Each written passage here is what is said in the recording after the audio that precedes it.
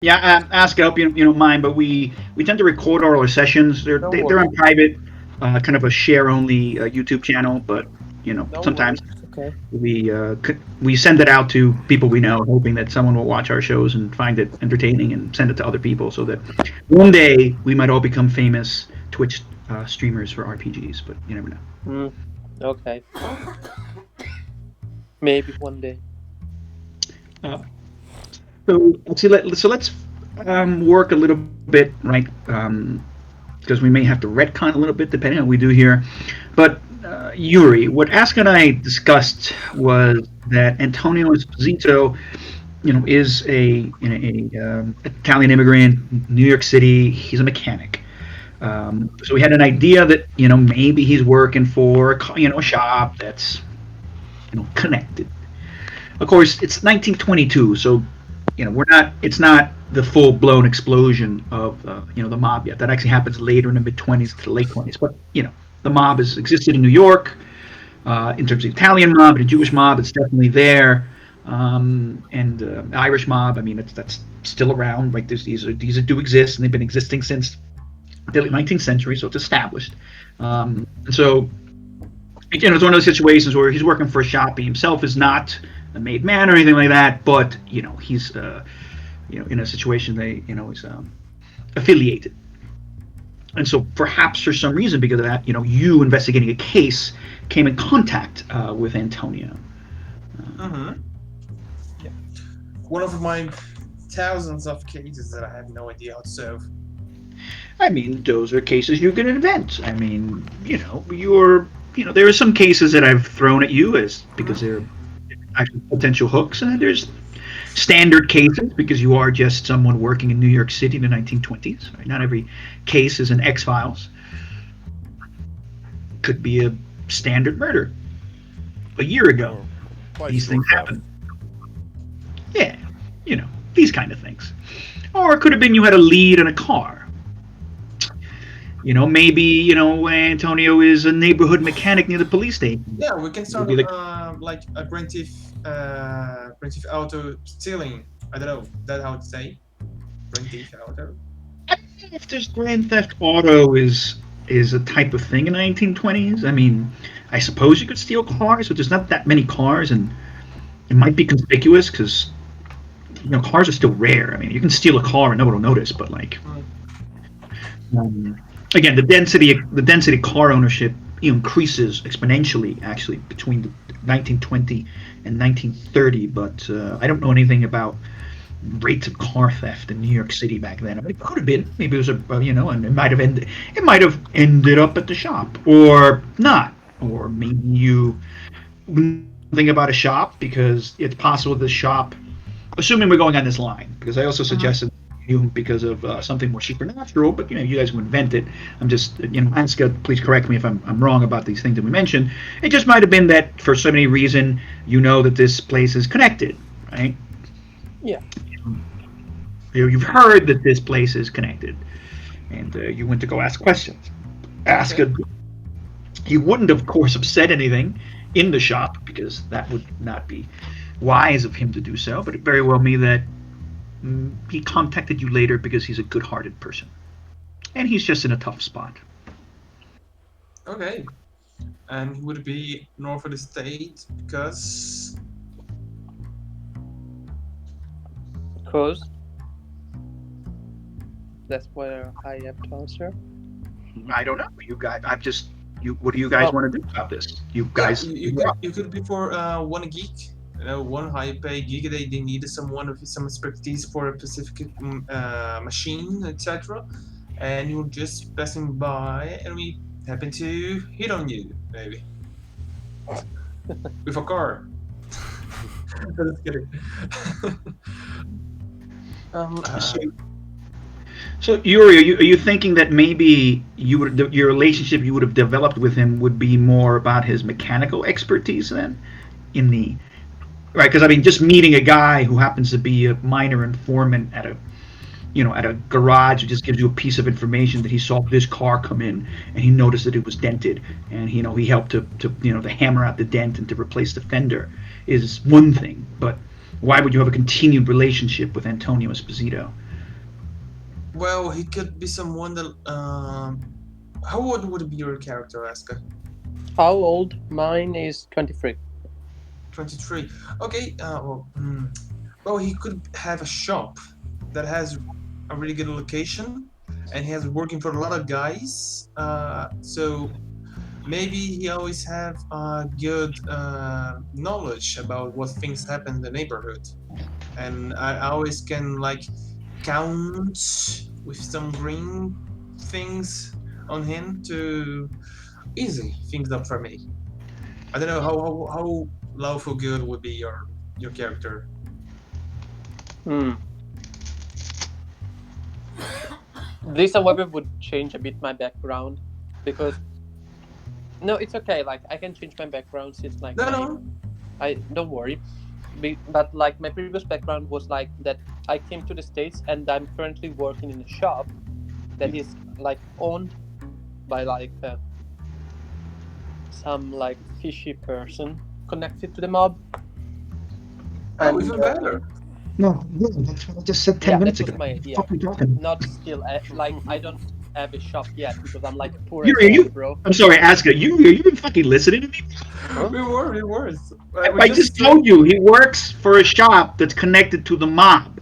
That's why you would have met him. You went look. You happened to Yeah, go yeah, to yeah. the shop, investigating a case, and then maybe you would have talked to the guy. He would have been, he would have given you some info, right, on the side, and and you could have developed a relationship like that. But yeah, like that's so he definitely is the idea. He doesn't own the shop. He works for a shop okay. that's Yeah. owned by someone who's got a mob connection. So mob cars are going in there, and he's fixing them. Okay. Yeah. Uh, First of all, Kai, I love you. Sorry. So he could be like a good soul that helps me with some cases. Okay. Okay. So you know him. He's helped you with some cases. He'd have to be careful, right? He can't be a squealer, right? Because if he's known for chirping to the cops, are gonna might not be good for his long term, you know. He might not ever show up for work again. Yeah, or anywhere else, as a matter of fact. He They could be might. good like he could be good like he doesn't specifically say other things, but he's good with your words, so he gives tips between the lines. Mm, Okay. sure. No, might be something like that. But of course, you'd have to be careful. So I'm being a mole, basically. You, yeah, I think you're kind of, could be but a very low level informant.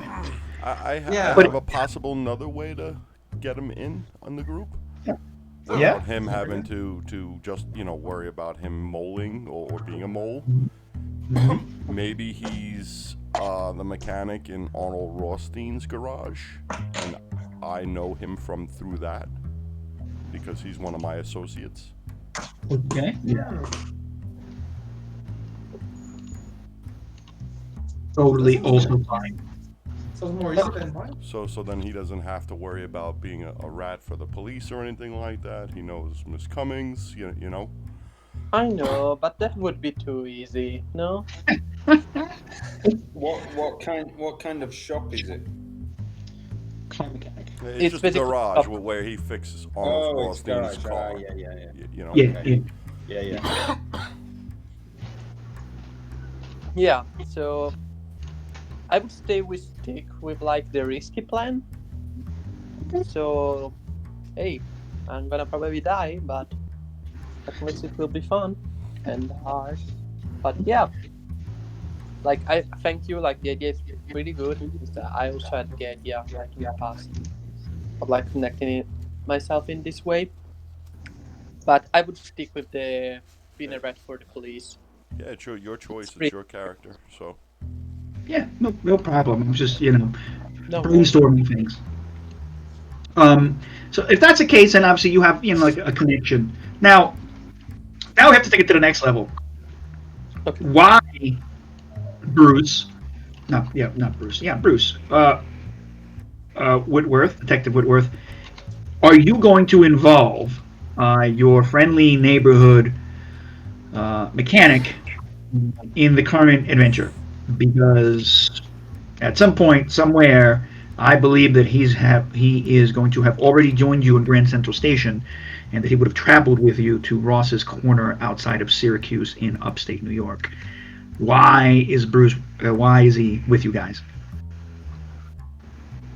Well, could be after that. We could find him in Syracuse making a gig, and since I knew he was a little bit brawly, I could ask for his help. Like, oh, you're here. Well, did you finish your job? Yeah, I did finish. I was just about to go back to New York.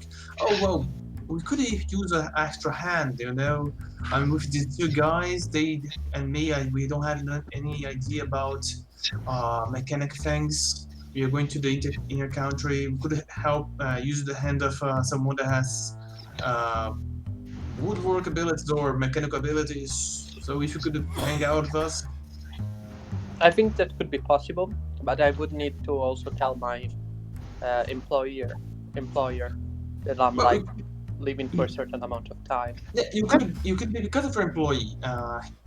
He would send you to help. I don't know, his daughter, and that was traveling Syracuse, has a summer house, or I know, a winter house maybe, over this place, and he needed someone that he knew that wouldn't be a problem for her, someone that is low file. So so let's see. Why don't we maybe we do this a little. There's another thing. I mean, are there Italians in Syracuse?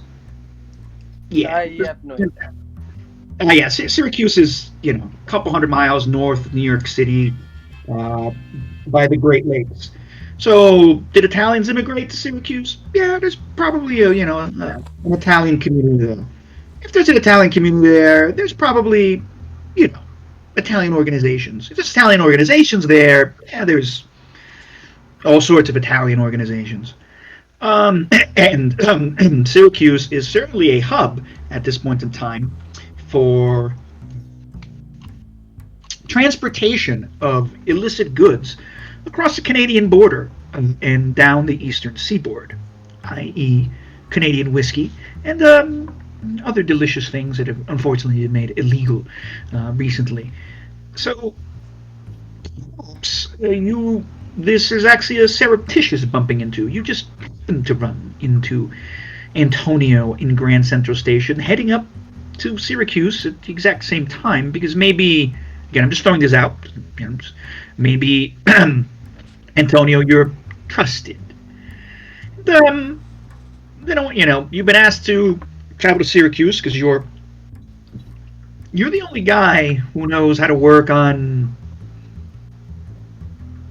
BMWs or Studebakers or Am some I? particular luxury car that you are really good at. Ferrari? Okay, okay. Right, and so the boss has said that you got to go fix somebody's car. It's a special favor. That's great. It's like you go up there, you go to Syracuse, and you get this Dusseldorf running ASAP or Rolls Royce or whatever the hell we want to call it, right? Um, and it's not, it's a kind of happenstance. You just happen to see, to bump into each other. Like, oh, there's, the detective. He's on the train, and you get a little nervous. There's a very well maybe you guys end up coming out at the train station. You don't even talk to each other. It's at the train station when you bump into each other. You realize what's going on. But it's up to you if you meet in Grand Central Station in New York and you realize you're both by fate you're both on the same train, or maybe even the same car. Right, one of those weird times in life where synchronicity occurs. But then, Bruce, how are you going to tell Antonio that it'd be great if he went along and helped you stop this? I mean, are you going to tell him what you're doing? Have you lie to him? Maybe you think you need an extra muscle? Or are you going to tell him, hey, you know what? We need to go fight this demon inside of a house, farmhouse, I Syracuse. think Would you you like to better come lie along? to me. I think Yeah, I you would better like. lie. I would say like we need to go to an old house. Probably gonna be we're gonna have to take a look at it. It's probably a crime scene, etc. And I would probably need some help with the light thing, or I don't know, maybe correcting some things so we can get in. I don't know how the state what the house it is. So just in case, I would just to make the job more easy and fast. I would appreciate if you could spend a day or two just to help me out on this one. Quick Okay. thing, just two, like Rick and Morty, 2 minutes adventure, go in and out. I hope so. I really hope so. Anything else want to maybe throw in there? Any other ideas that might make sense? You're trying to I create this connection. I hope all your orders are in in place. I hope all your affairs are in order. Affairs? Oh, affairs. Yeah. Yeah, I hope. Are you gonna tell him the truth? Or you right? I don't think so, Yuri. You're kind of like bullshitting him, and so's everybody else. Is that what it is? You're not really telling him what's going to really happen. I think Well, Elizabeth I is did. probably being totally honest with I hope your affairs are in order. Yeah, yeah, no, that probably is very honest. My So fears. affairs, your Oh, legal affairs, your she would oh, have. I hope you have a will. I hope you kind of thing. Yeah, Hey, but I'm gonna say Mike. like, well, it's a crime thing.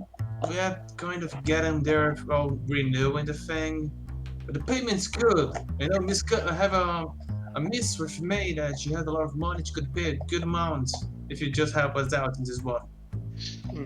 There's got to be something strong here. Than you just know him and he's giving you some like. There should be a bold, dramatic relationship, like Bruce, you helped, you did something for Antonio. So again, this is maybe Antonio. You were dealing with the fact that you've got many different kinds of favors or debts that you owe to people, and you're an honorable person, right? But I have a feeling your character's an honorable person, respectful person. All You right, want I to, see what you mean. maybe so maybe Bruce Whitworth did something extra, right? Like he didn't Well, just use you for information, but he actually did something solid. He did something really good for you, and you he have could a have respect actually for him. found a good job for like the sister of Antonio, because he's like very attached to his sister. So he found a good job for her, like also as a secretary or something. He would Oh, probably like he, trust you. his sister could be Gavin's secretary. At the police station, which of course eventually someone will want to use that connection. But yes, that could be it. I'm going to ask Mike. Mike, you write books and all these things and are a playwright. Yeah. What do you think about what do you think about this storyline? Does this make sense, or could you add anything to enrich to this connection? Yeah, it would kind of be nice if I think it if one of them owes the other something there, like they maybe something bigger than a favor. I could have to say to Antonio like, don't work on Friday, okay? Just a tip. I heard it's gonna be a festival on Friday, and then Friday I make him he lost a gunfight with the police. Like police were trying to I don't know get Well, in some of places. if let's say that was a situation, right? There was a raid. You're tipping him on a possible raid so he can avoid it, right? So if he Yeah, calls, because if he doesn't show up to work that day, Yeah. and all the mobsters see that he was the only one that didn't show up to work that day during a raid, oh yeah. Aye, of course. So Well, maybe you could call sick, maybe. maybe he was being mugged on the street and you saved him from a random mugger yeah. coming home from That work. could be. Yeah, it could be something simple. Hey, look, let's remember this is the 1920s. Oh, I could have saved him from Wait, other cops. wait, maybe. Yeah. Now let's remember something. It is a reality. In the 1920s, right? There is still a lot of anti-immigrant sentiment. Italians are not integrated into United States society. There's still prejudice and racism against Italians and Jews, and basically anyone who isn't a white American, Protestant. So this is still a time where there's plenty and plenty of problems.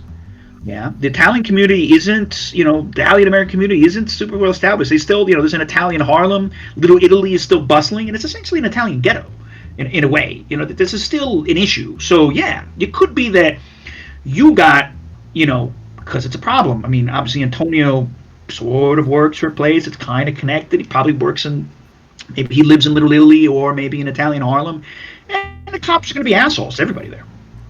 And maybe that. Could it Go be the ahead. source of Whitworth's moonshine? Moonshine. Because it's prohibition, eh? Yeah. Oh yeah. Do Or you drink Whitworth? I don't think I do. I don't. I don't he think. could be the source of my moonshine then. Ah, what is moonshine? It's like Yeah. homemade um, By alcohol. lightning. Ah, okay. Cachaça, Okay. cachaça é legal, bro. Cachaça é feita em casa, sabe? Cachaça. Lembra, Got it, got it. é toda uma era quando o álcool era completamente ilegal, não se podia comprar. Você tinha que fazer em casa. Why are they Dentro speaking do. Brazilian? I mean Portuguese. I like the correction. I'm trying to No, help because you. I thought I didn't understood the concept. They just knew the word he's trying to explain me. What would be the Brazilian relative of moonshine? Would it be cachaça ilegal? Yeah, but yeah. Imagine, I suppose that there's a legal cachaça here, right? That people make in like shitty locations that'll kill you, Oh yeah, right? for example, my father just bought 2 bottles of cachaça this Yeah. week, so it's legal, but a lot of people does illegal too. Isso, essa cachaça da fazenda, sabe? Que pessoas faz, mas que não é Não. puro, que não é bom qualidade, que vai matar, tá? Uhum. É meio metanol, é essa coisa assim, meio formaldehyde, é isso. Okay. Yeah, the original White Lightning could make you blind. Yeah, of course. Because it wasn't distilled. So when you make that, when you try and distill liquor, the distillation process is they triple or quadruple distill it because during the fermentation process and the distillation process, you end up, the first run of a distillation because basically you're taking beer and you're boiling it and just getting that pure alcohol out, right? Because it's if you think about what whiskey is, it's just beer that's been distilled. It's made out of barley essentially, right? I don't think Grafo would drink that, but You drink better stuff. Esposito might be able to get him Italian wine or something, or Yeah, gotcha. Yeah, okay. So you wouldn't be drinking a hard whiskey, but your palate is a bit more refined. You like something a bit softer. So that's fine. Yeah. So that could also be a connection. That's that's because why I'm poor. but is that by random accident? Because you only met Bruce Whitworth in the last couple of days. You didn't know him before that. Remember, Booth B. Graffo. Yeah, I mean maybe we don't even recognize each other straight away. You've done some extra jobs besides mechanics. Sometimes they just want you to go drive the truck down to this warehouse in southern Manhattan Island. One of those things the boss asks you to do, and you don't really ask too many questions for. It's not very often, maybe once a month. Okay. So maybe there's a funny connection there. Okay, but it goes back to I just want to make sure. I think Bruce saving you from the cops, from racist cops, essentially, from racist, prejudiced. No, I mean it's real. This is what happened in New No, York no, City. sorry, I'm thinking at like They current would events. probably be Irish too, right, Kai? The cops. There's a lot of the exact point. There's a lot of Irish cops. It's one of those situations. There's a lot of clash between minorities, and these things just happen, right? I mean, let's be honest. Guinea is a racial slur essentially, right?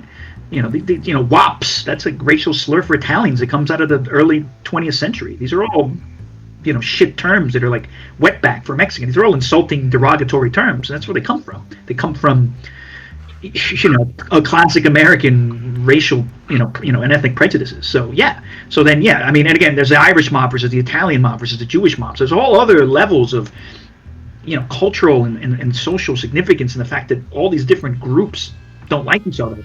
And of course,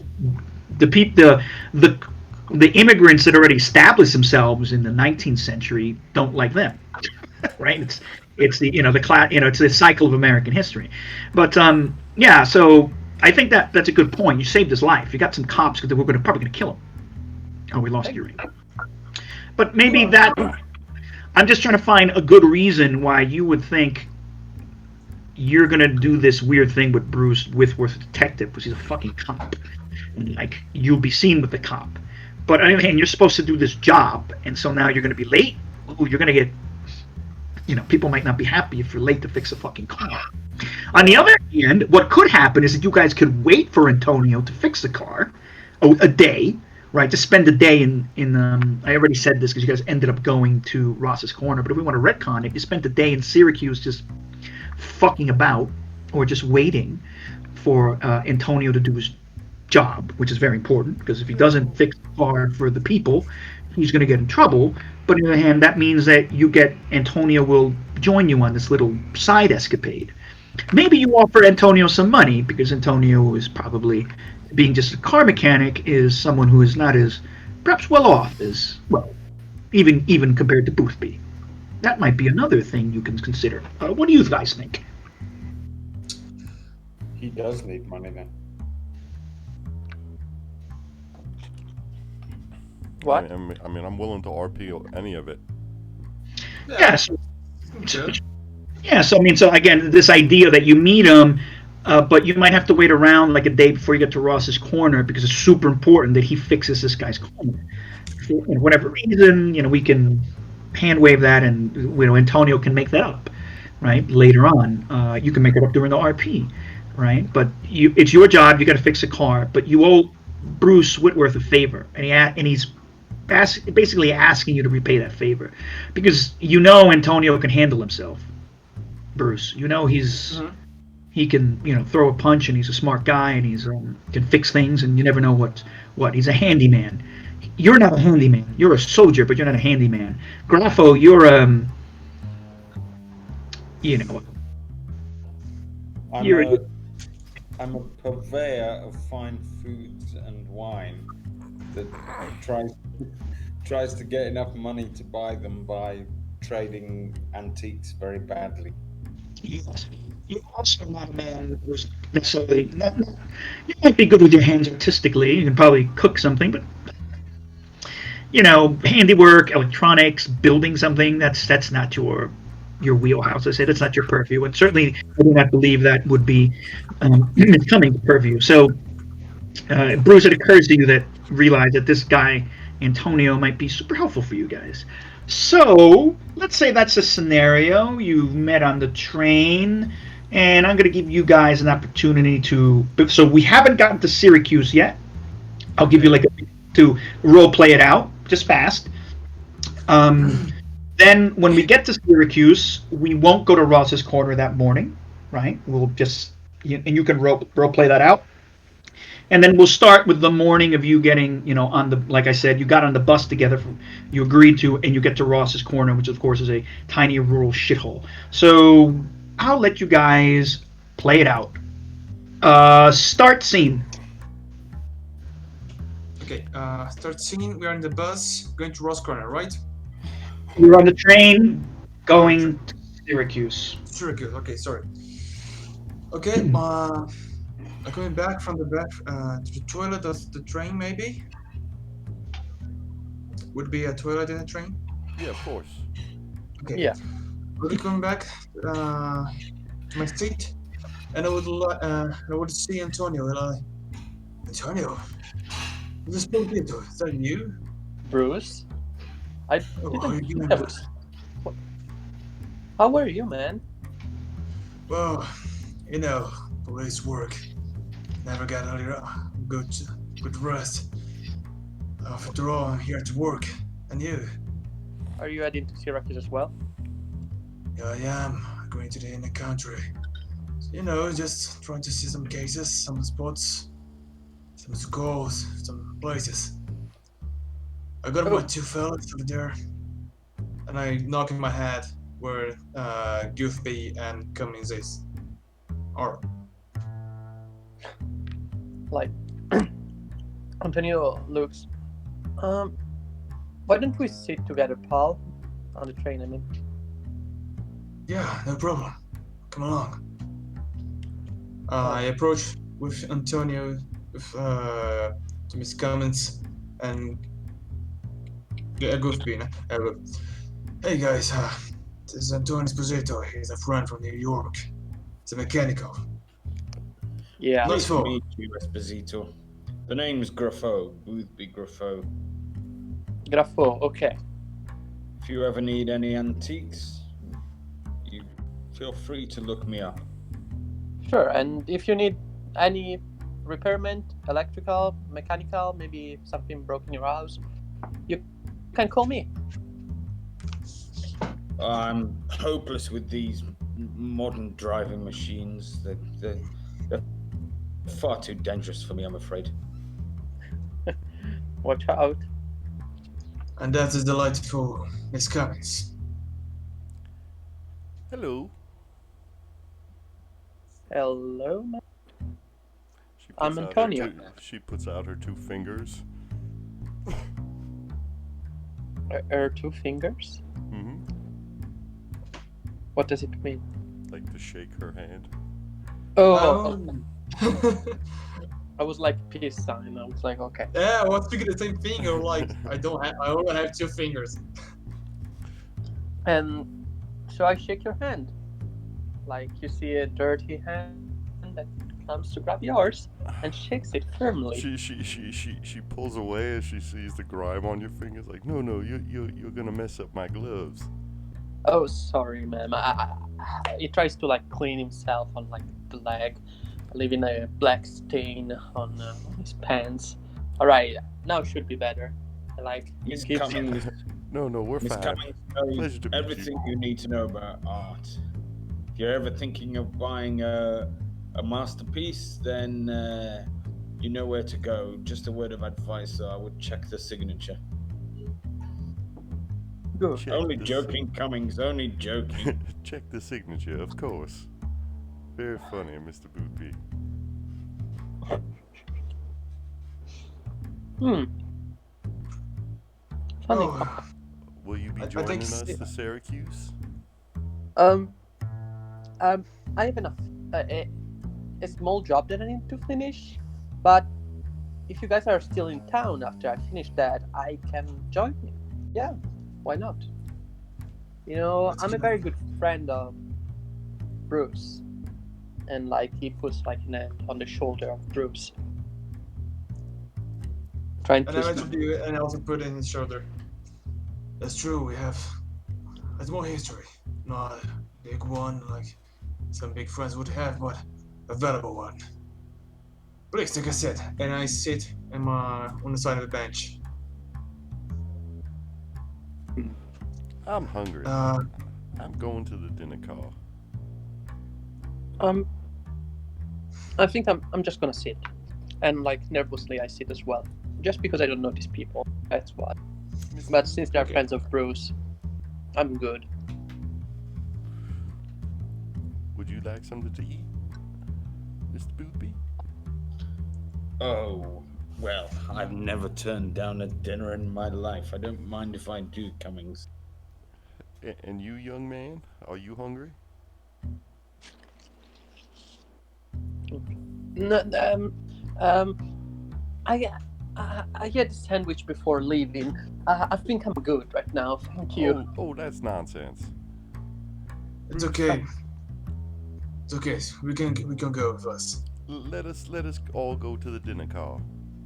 Yeah, Yes. Okay. Farewell. it's okay. After you, good lady. Well, you're gonna have to open Okay. the doors. This one's a little bit tight, actually. Whitworth, you wouldn't mind just getting the door, would you? I wouldn't. Oh, excuse me, please. I open the door for them. It's just Please. a bit sticky. No problem. Okay, everybody, in for the drinks and for the sandwich, of course. Yeah, no, we're just going to eat, Kai. We're not going to drink. Unless anybody's got a flask. Sadly, I wasted that Ritz-Carlton whiskey on that blasted doorman at the library. It's a shame. Although it did taste a little bit of aftershave, I have to say.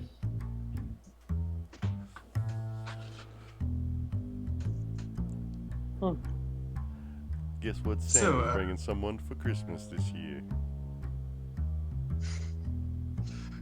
well, talking about more business thing, unless I don't know what you two are talking about, but anyway. Uh, Antonio, Yes. are you gonna be in the town for something after that? There's more job of yours. Sure, why not? I give an hand. Yeah, because me and my two companions here, we have to go to the new country. And I'm gonna be honest with you, I could use your help. Hmm. I'm not gonna warn you, it's not like a clean place. A clean place? I look around, does anyone listening to our conversation? Kai, Kai? you're muted. I Ooh, I'm muted. I didn't realize that. I'm sorry. The car is full of various people reading newspapers, having their own chit chat. They're not really paying attention to any of you. I mean, the dinner car, right? You're at the dinner car, so they're Mm. eating.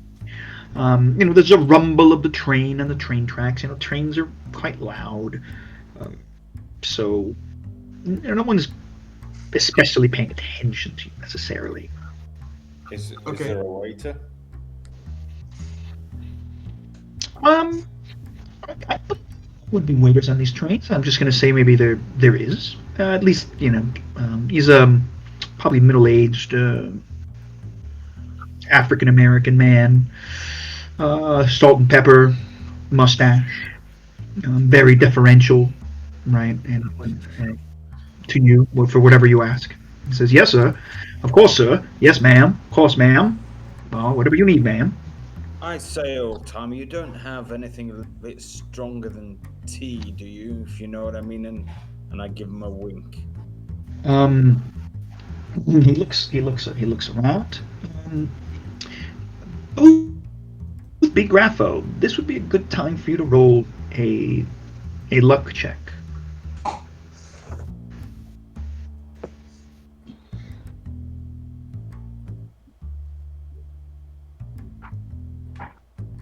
All right. Um, no, So, he's like, I'm sorry, sir. We as you know, the we ain't no official that can be serving no kind of alcohol here, sir. Or I can't help you with that, sir. This is not that kind of a train, sir. I see, I see. The railways aren't what they used to be, I tell you. they are not as fun. Okay, so we're still on the train, and they Yeah. don't have alcohol. Yeah, so continue with what I was saying. We have to inspect the house. This is not police business, specifically for my part. And I do work hire, kind of favorably way to a friend of ours. And we have to go to the house and then the country. Maybe things are going to have to be like more big in this house. But maybe we have to hold something down. wait, Not who was something. the owner of the house? Who owns this house? Whitworth, Uh, are you sure it's sensible to be talking about this business here? don't worry, he has my trust. We have that's basically our relationship. Trust. That's why I'm asking you specifically, Antonio. Uh, we just got a call from a friend of ours. He has a friend that was very sick. His name was Merriweather. He's unfortunately passed away a day ago. We had to go after his house, just inspect if everything's in place, nothing got really destroyed. So maybe trying to open a door or there was, rigged or something, something that we could use your mechanical abilities that I cannot comprehend right now. But the main thing is probably might be a ghost. A ghost? Yeah, that's what Are the you description. kidding me, I know. Bruce? You still believe I in ghosts? no. Okay, I know it's in madness. I can totally understand that. I was skeptical about that. But I'm taking this thing of ghost as someone that might be uh, waiting for us in a ghostly way. That's what I'm more concerned about. And that's why I brought some good friends that make really loud noises. Okay. Young man, I can assure you that there are very strange things in this world, more bizarre than you can possibly imagine. Isn't that right, Cummings?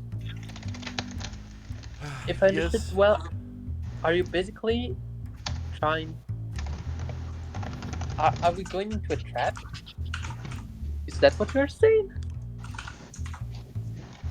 In a I have situ- no idea. But the thing is, I go first. You just come by if we need another thing. Hmm,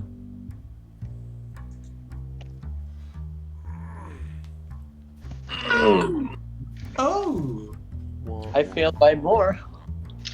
Well, okay. So in this case, right, you both technically failed. But now we have to compare the base value of each skill. So Bruce Whitworth's capacity to persuade is significantly higher than your psychology roll. So then, in a way, this suggests that Antonio's a bit naive or a bit gullible, and so Yeah, yeah, and so in general, right, with a psychology of 10, you can't really tell very well when people are lying. yeah. He doesn't really care. Also, he Yeah, just wants unless to survive. yeah. In the future though, like if you ever want to do persuade versus persuade or fast talk versus fast talk when trying to analyze how people are talking to you, you can do that too. But in this case, you're not really sure what Bruce is getting at, but you trust him, and you're Okay, generally convinced by his argument, even as oblique as kind of not quite clear as it is. Okay. okay. Listen, Can Bruce. I can I Wherever you're, whisper to Bruce? Just tell the man we're selling the house and we need a handyman.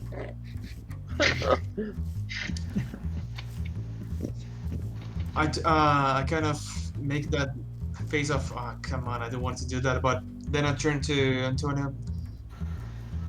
Yeah, that's the main frame of the thing. As you can see, it's really outer old worldly, this kind of thing. So just his job. I could really use the help in this one. What do you think? okay. Quick thing, 20 minutes adventure in and out. I think I can help. Thank you, appreciate I that. trust you, Bruce. Okay. I appreciate that. I heartily appreciate that. Okay. So that is the point of convincing, in which you are able to convince the this young man that he should join you in this. Suicide. Well, it's just whatever it is that Bruce is trying to do.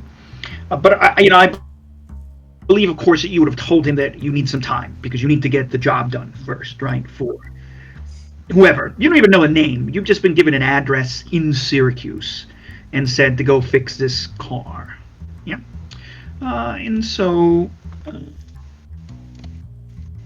and so, uh, I'm going to guess that you guys are going to have to, if that's okay, before you get to Ross's Corner, you guys are going to have to get a simple hotel somewhere, right? Again, we don't have to role play that out. Let's just say that you did. Yeah, because it makes it much more believable that that is something that you would need to do. And I'm gonna go. That's gonna be this. I'm gonna copy this real quick. Can I copy this, please?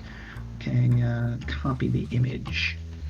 And what I'm going to say is that just for the purpose, it's 1920. It's a recent vehicle. That the car that you have to fix is called a Nash 1920 Nash Touring. It is a rare car, not so easy to find. Um,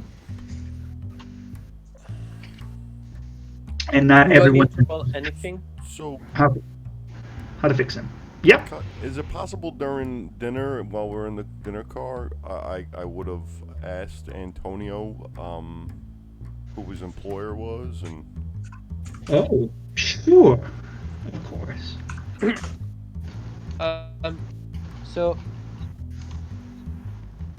this is for also the dungeon master, game master. Yeah. My employer, I gave him a name. His name is Tommaso. He's basically the American peer connected to like the Camorra in Italy. Ah. Mm. It is written in my background. so If you see it, what I'm getting at is, do I, with my connections, recognize his boss's name? It's just his boss is basically just a low-level guy with connections in just some random auto shop in Little Italy, right? I think that would be a pretty hard role. So if I think about Elizabeth Cummings and what you would need to know that, if we just open up your character sheet, I gotta think. What would you need to know that? What would it be? It would be it's an interesting thing. How do you deal with connections?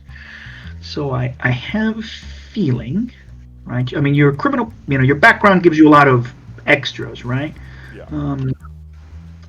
I forget what other little tidbits you have in your background before the things we've noticed before, right? You've got certain types of you're inured to certain types of violence, and so on. The connections are business and criminal.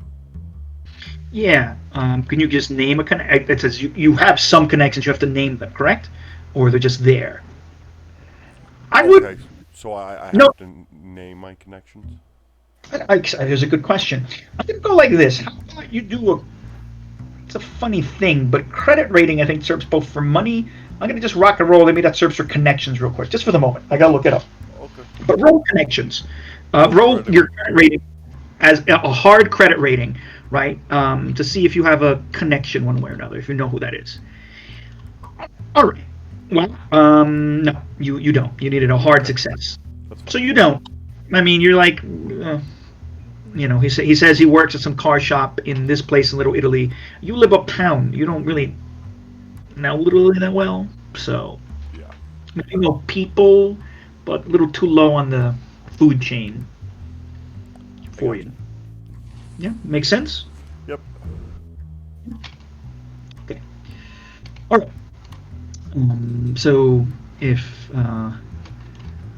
we're okay with that, right? Maybe is it an S? Okay, so rare. Okay, rare cores, 1920s. Yeah, I guess the NAS seems to make sense.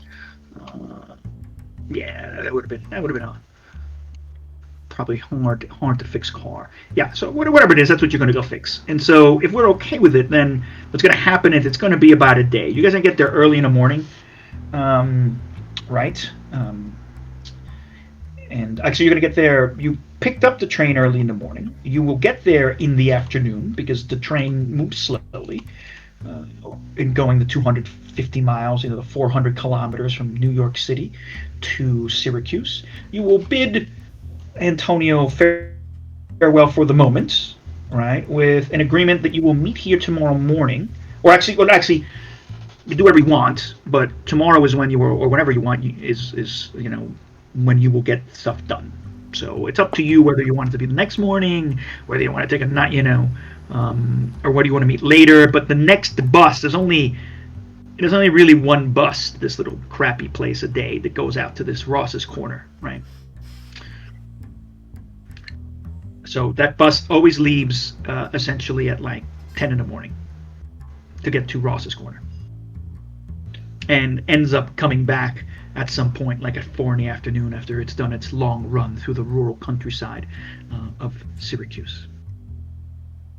What would you guys like to do in the intervening time, if anything? If I, not, we'll fast forward. It doesn't matter. okay. I would like to buy the things that I made the list. Can I update the list? Yeah, I mean those are all common items. It's no problem. They're Yeah, I just purchasable. yeah, I just want to make four, more specifically, 4 bags of flour and 4 whistles. Wisdom. How do I say that? Whistle. Whistle. Whistles. Thank you. Whistle. Four whistles. Okay. Yeah, sure.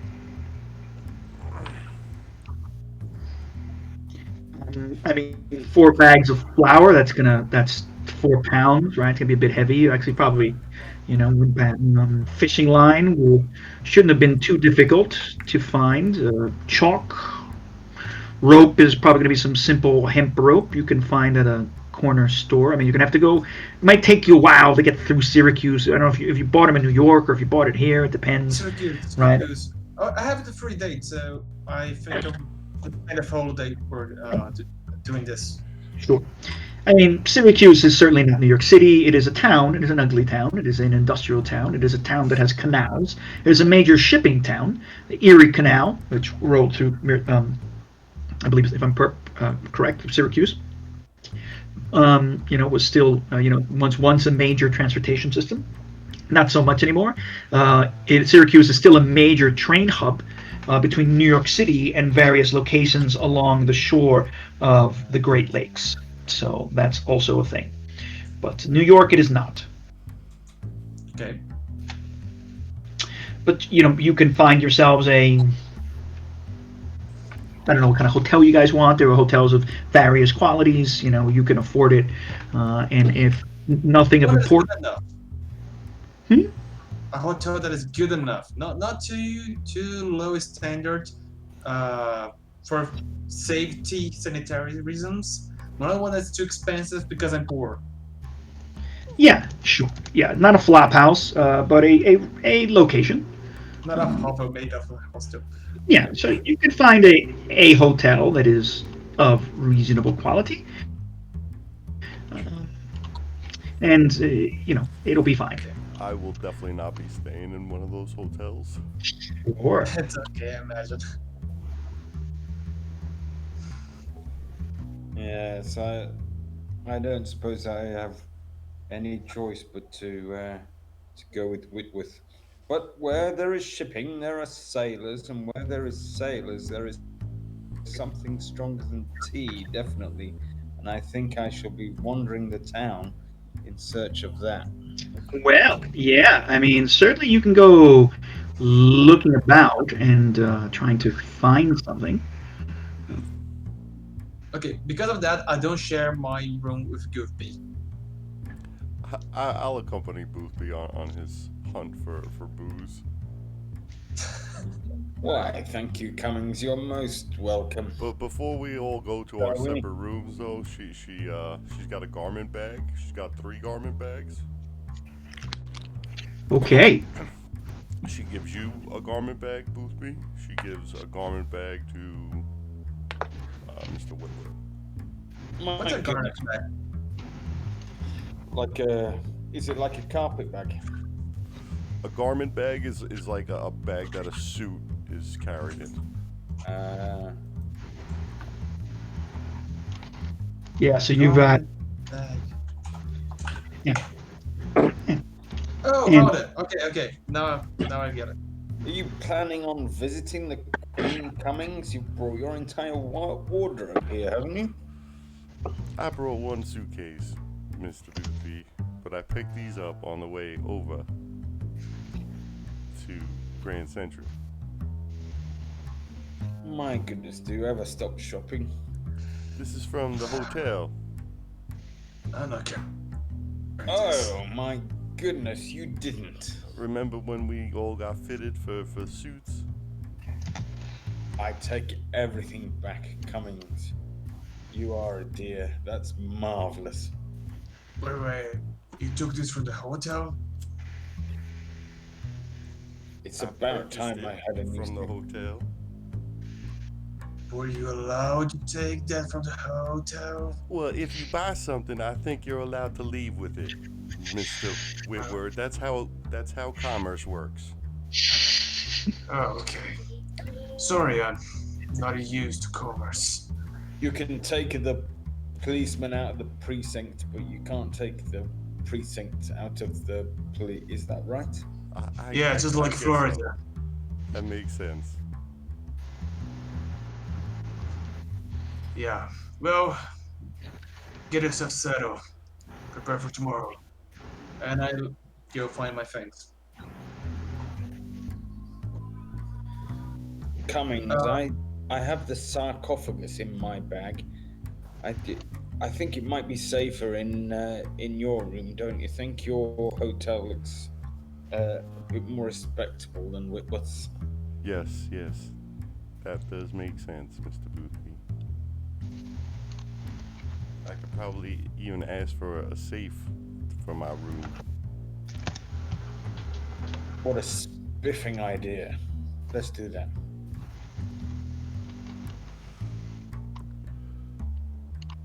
At Oscar, I've changed the car that you're going to work on.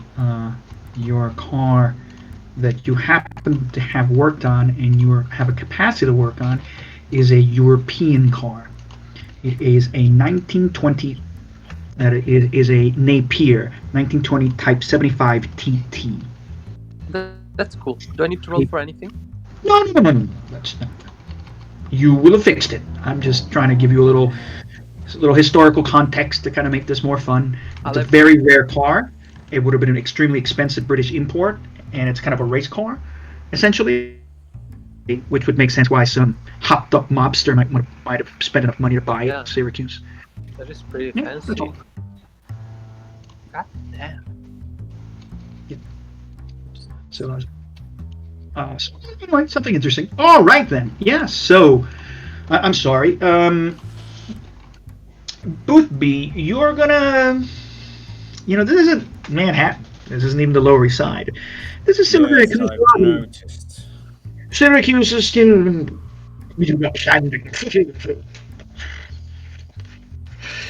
So you're not really getting a lot of good luck, finding where the hooskows are, where you can find some hooch. But this is a perfect example of where you can roll luck. Now, by the way, I forgot about this. There is a way to recover luck, and everyone can do this before we continue that in 7E. Basically, I believe You mean to like you. increase luck? Yeah, no, to kind of break, like if you spent it to regain it. Basically, I believe that what you need to do. Yeah, so you can do it after each session of play. Each player may make an improvement check for their luck. This is rolled in the same way as a skill improvement. The player rolls 1d100, and if the roll is above their present luck, they add 1d10 to their luck roll. So what I'm going to do is that luck roll that you rolled before, and technically you failed. Boothby, you can roll a 1d10 and add that many points to your luck, because we haven't done that in any of the previous sessions. Okay, so you now have an additional 5 points to your luck. Okie You dokie. can, you can add that, and then you can roll your luck to see if you can find a. That's gonna be hard to find yourself a place that might be serving alcohol. Now, I'm sorry, but you wander about So, and you can't find it. this is a terrible place, Cummings. I hope we get out of here soon. It's probably somewhere, but you just can't seem to. Right? Because remember, speakeasies are the type of places they're hidden. You got to go to a place and say a secret password and have the right knock, and it's one of these types of things. Well, They're Mr. covert. Boothby, I believe that the one thing that can find anything is money. Why, I do believe you're right, Miss Cummings. Why don't you just see if there's a hobo around somewhere? Hobos always know where the place to drink is. That's why they're hobos. Give a hobo this 5 spot, and see if he'll give you the information. We don't need luck to find a hobo, do we? Oh no! I mean, you guys, you probably found some hobos in the train station, and let's say that there are some places where you'll probably find a hobo in an alley, stinking of piss. like I mean, hobos are all necessarily complete bums, but let's say you find a group of hobos. They're a bit um, careful with you. Remember, the point of hobos back in the day was that they were itinerary workers, they were homeless, it was like migrant workers. They weren't all necessarily alcoholics and crazy. They liked the life. They wanted to ride the trains and go cross country. So there was a sort of allure to being a hobo, even though most of them were probably drunken scumbags uh, and not nice people. But there's a mythical accent, thing about hobos. So sure, you can find a hobo and I'm going to give you guys a little bit of again, because I like doing all this crazy, quick historical research. There's a little bit of information about, oops, stuff in Syracuse. So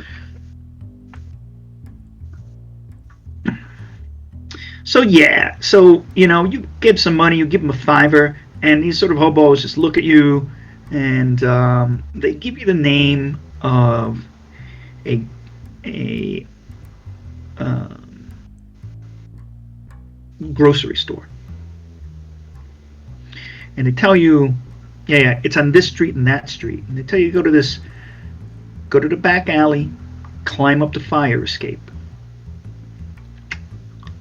Actually, it's like it's like it's not really classical fire escapes, but climb up the metal stairs, second floor. Um, you know, they'll sell you the good stuff there too. And the secret the secret word is Charlie cheese doodles. You got it? Charlie cheese doodles. Charlie Cheetos. I can't believe it, Cummings. Mr. Boothby, What do we have to stoop to? this is all for you, buddy. Oh, well, if we must, we must. But you're saying that ridiculous word because I don't say nonsense words.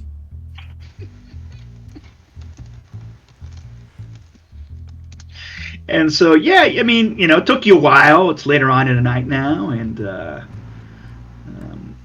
he will eventually get to this business place, right? So it's a small, looks like perhaps a type of ethnic grocery store. It's on the on the front. You can see that there are hanging in the window some of these, some of the big salamis, and it looks like some kind of prosciutto. These types of things. Yeah, and look at there's some words in Italian. So, and yeah, you go up. There's a alleyway. And on the side of the alleyway, there, on the side of this building, right, there's a set of metal stairs going up with some landings. This very simple fire escape. You get on the second floor, and there's a metal door there on the fire escape landing. There's a peephole. You knock. 1, 2, 3. 1, 2. The peephole opens. Cheesy bump noodles. Oh, damn it. What was it, Cummings? Cheesy noodles. Bumps. Damn, Cummings. I've already forgotten. What was it? I don't know. I don't say nonsense words. Remember, Mr. Boothby? Cheesy noodles. It closes. Ah. Damn it. Well, Roll your, I was going to say sense trouble. Michael, because you're at the door, I want you to roll your listen check.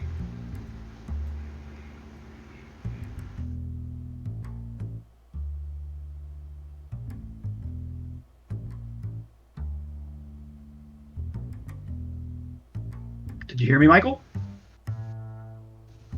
No. Okay. Michael. Fine. So, what are you going to do now? well, let's go. Damn it, Cummings. You can try and roll an intelligence check to remember the name.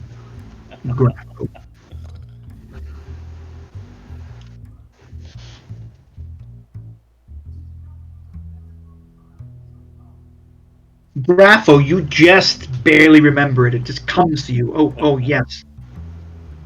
Right. What was it again? Um,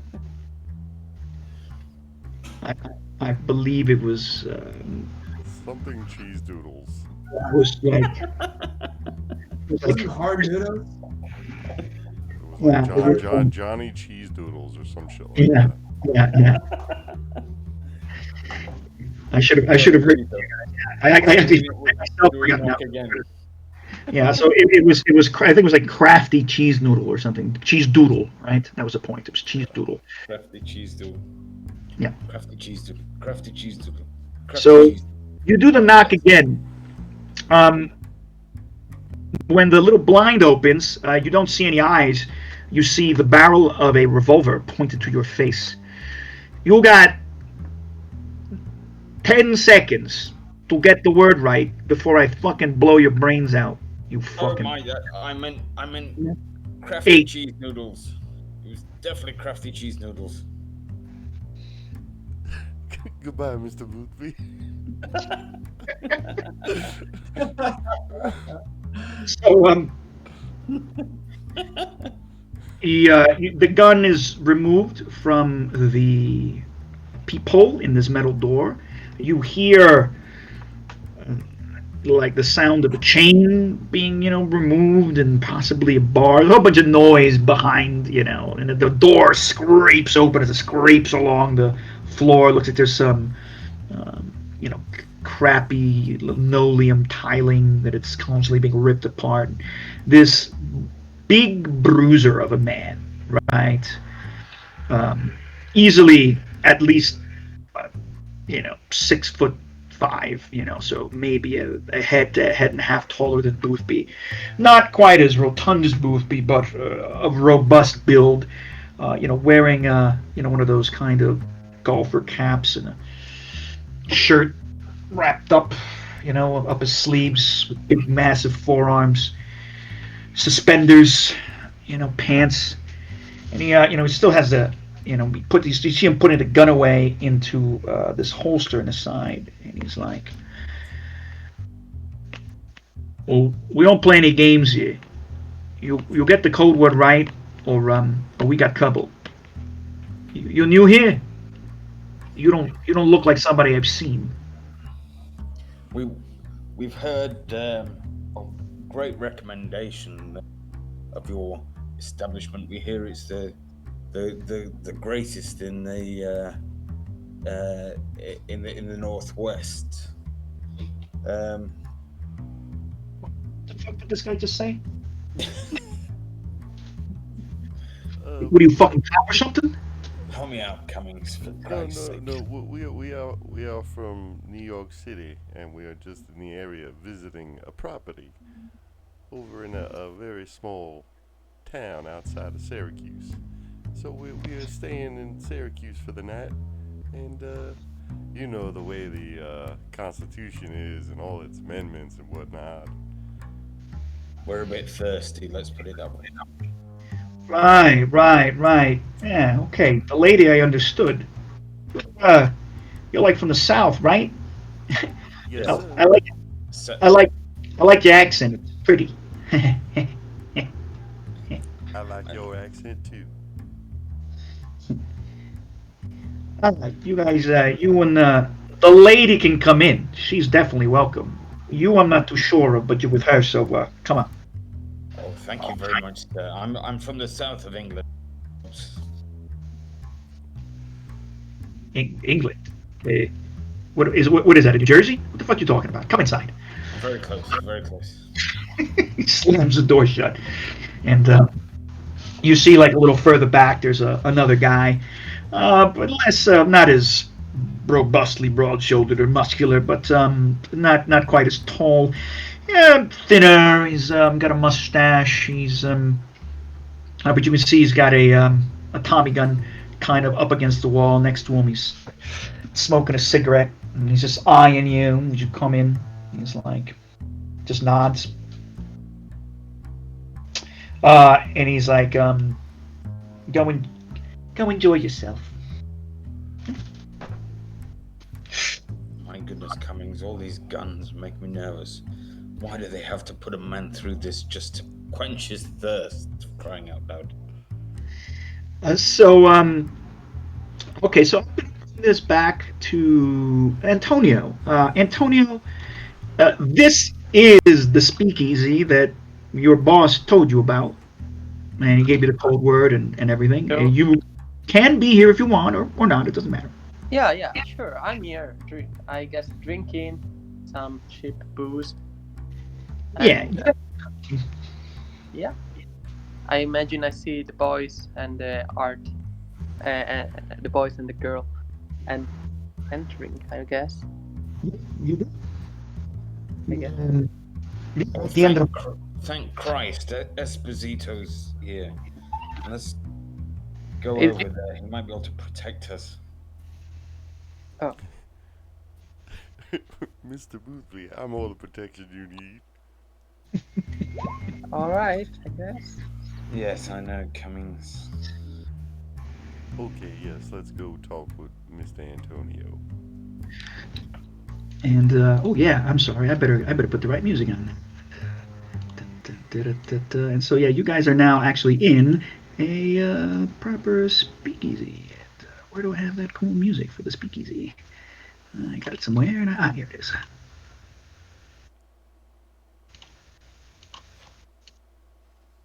Is that playing music? Where do we hear it? It should be coming out of Roll20.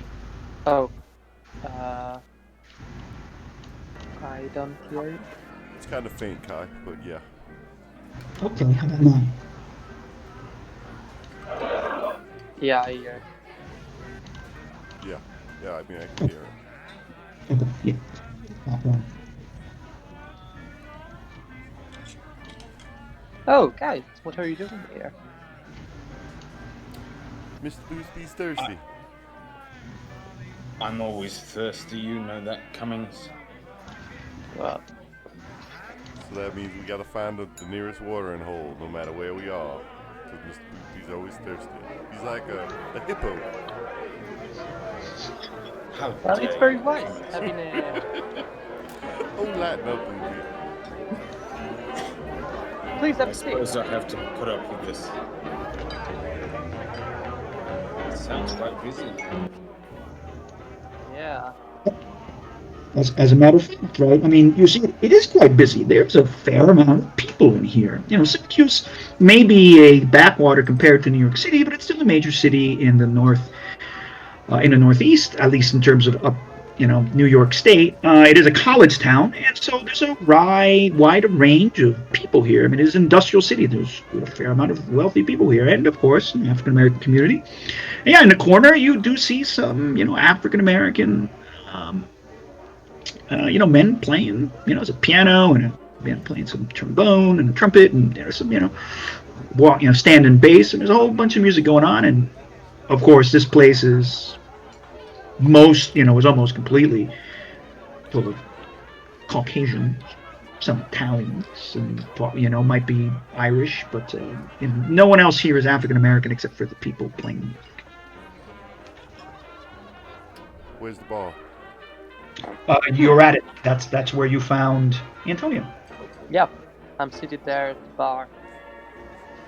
Bartender. What's your poison, Cummings? That bartender comes up, cleaning the glass. I like rum. Yes, ma'am. And you? Would it be too impossible to find a good scotch around here?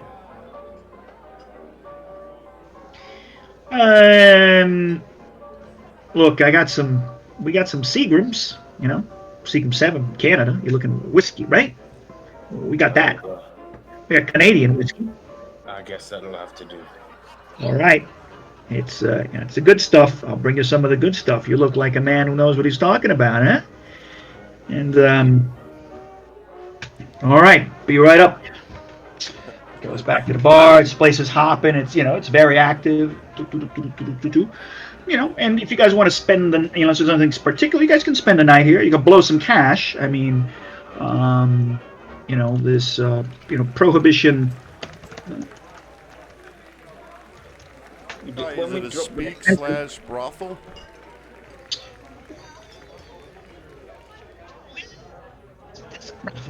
What? Yeah, God, we can't hear you. Oh, I'm sorry. Yeah, is this a brothel? I guess. I mean, maybe not a brothel. Are there a range of elegant-looking women in beautiful-looking clothing that are hanging off the arms of some men at the bar? Many of them who are dressed to the nines. when we Sure. dropped the bags at the hotel, presumably we got changed into the new gear, did we? I don't know. Did you? I don't know. Did we? I mean, if we were going out on the town, then yeah, of course. Sure, of course. You guys are dressed, therefore, in a very nice suit. New tweed, fantastic. I must say, Cummings, those tailors did a marvelous job on this suit. Look at these seams, tremendous. You look very handsome, Mr. Doopy. Why, thank you, Cummings, and you look very handsome as. Why, thank you. So I'm going to share with you a Prohibition-era speakeasy menu. We may not have everything here, but let's assume that we have quite a few of these things. Just in case you wanted to. It's under the 20s, 30s resources. Okay. You guys get yourself a hoopman or an old Etonian, perhaps an absinthe frappe or an old-fashioned Carolina. Jamaica rum daisy, a Prince of Wales. That one touches your wee-wee, right, Michael? you know, I'm gonna have I'm gonna have the you said absinthe? Yeah, that Frappe? absinthe. Yeah, I'm gonna have an absinthe frappe. Why not? Yeah, I mean, they seem to have this place seems to have fucking everything. I mean, I don't know if that absinthe is gonna be any good, but you sure fucking try it. Let's try the absinthe. Sure. My goodness, Cummings, are you sure? I've heard it's made artists go blind. Well, And Irish poets. I'm not Irish. Nor an artist. Or a poet, Cummings. Only joking. Only joking. Now you will notice those prices. Those prices are in dollars. 1921. Oh no, that's cents. That's cents. Yeah, that's cents. Yeah, for a second I was like, "Fuck, that's expensive." No, that's in cents. It's still expensive, but that's okay. The champagne's what'll kill you. Five bucks. Shots. Uh, I think a low wage in New York City was like $12 a week, something like that. You know. Yeah. So I mean that's still a fair percentage of your wage. Yeah, that's a good point. So luckily you guys do have some money to pay for this stuff. I mean I don't think you're gonna have the beer selection there, but let's imagine you've got the majority of the short drinks, the long drinks. I don't think they'll have the champagne necessarily or the port cherries, but they might have one like Barclays Lager Light and Bulldog Lager and Golden Ship German Pilsner. Let's imagine they have that. Anyway, so. Again, I don't know how real this is, but I understand this is a semi-real one. All right, guys. Yeah, so you spend the night, and you're looking at these. And I'll let you guys talk. And I'll go to the bathroom real quick. But Antonio, you're looking at them, and man, they can spend money. You're buying the cheapest stuff possible, which is like cheaper than what you see in the menu.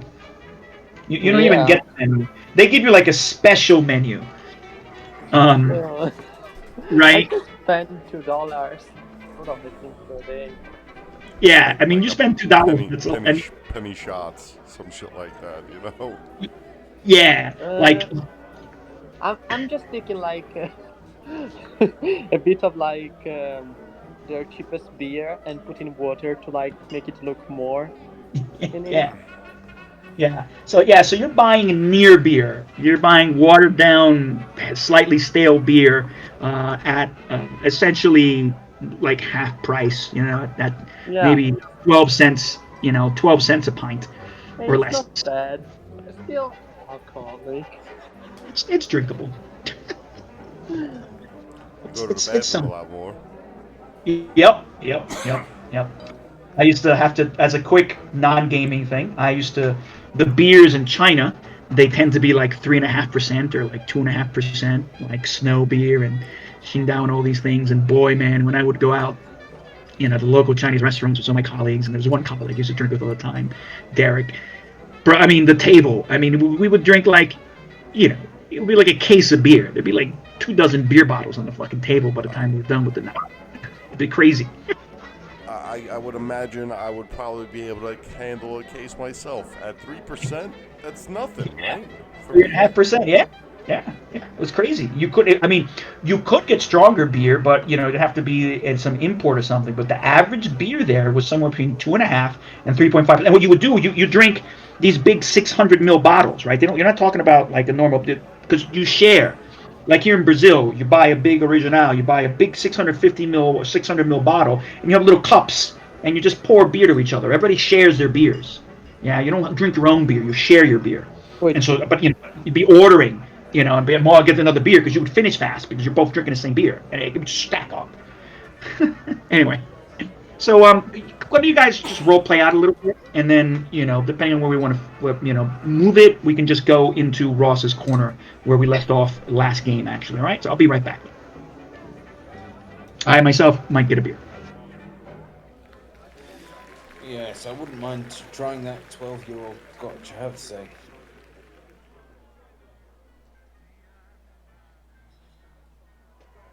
that looks quite expensive. You sure are a person that has taste. 12 years old. Well, tell me, Mr. Esposito, what is the? Esposito. Oh, I'm very very sorry, Mr. Esposito.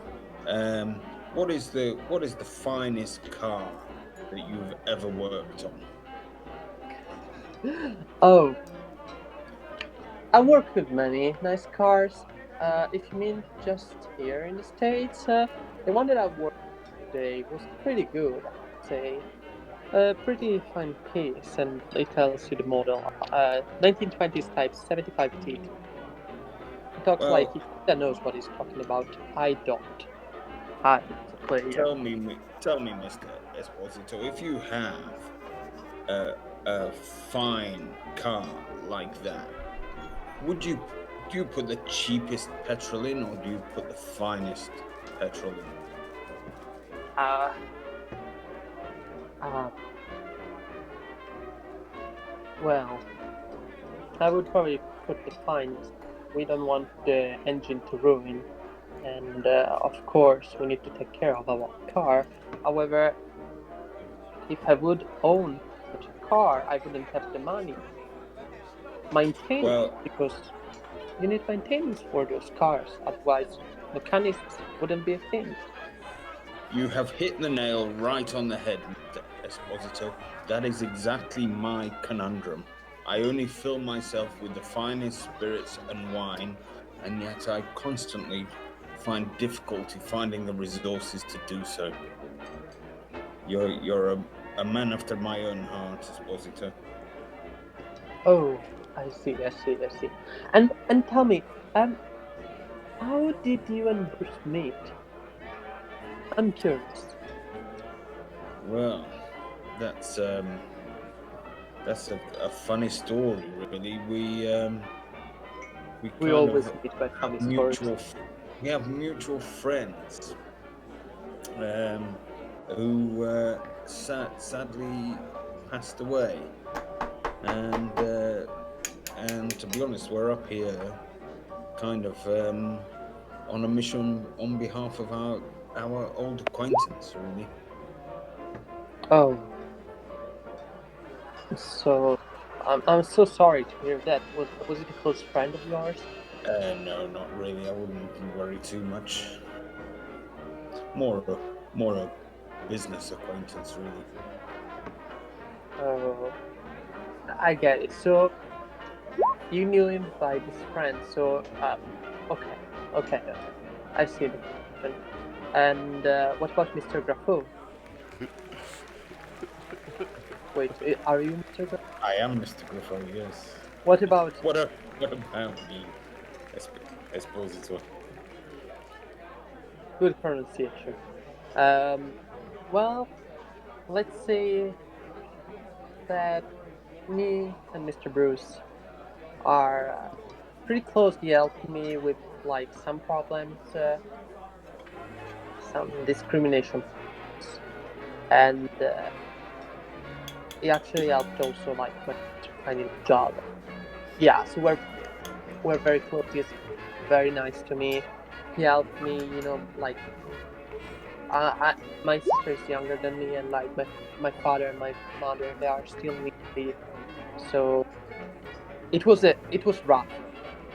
It was He pretty rough. he does strike me as an upstanding gentleman. Does Whitworth? I hope He's a I'm very right. nice person. He's always That asking must be. if I paid that bill. Yes, he's certainly conscientious. Conscientious, if nothing else. Okay. Oh, right. Yes.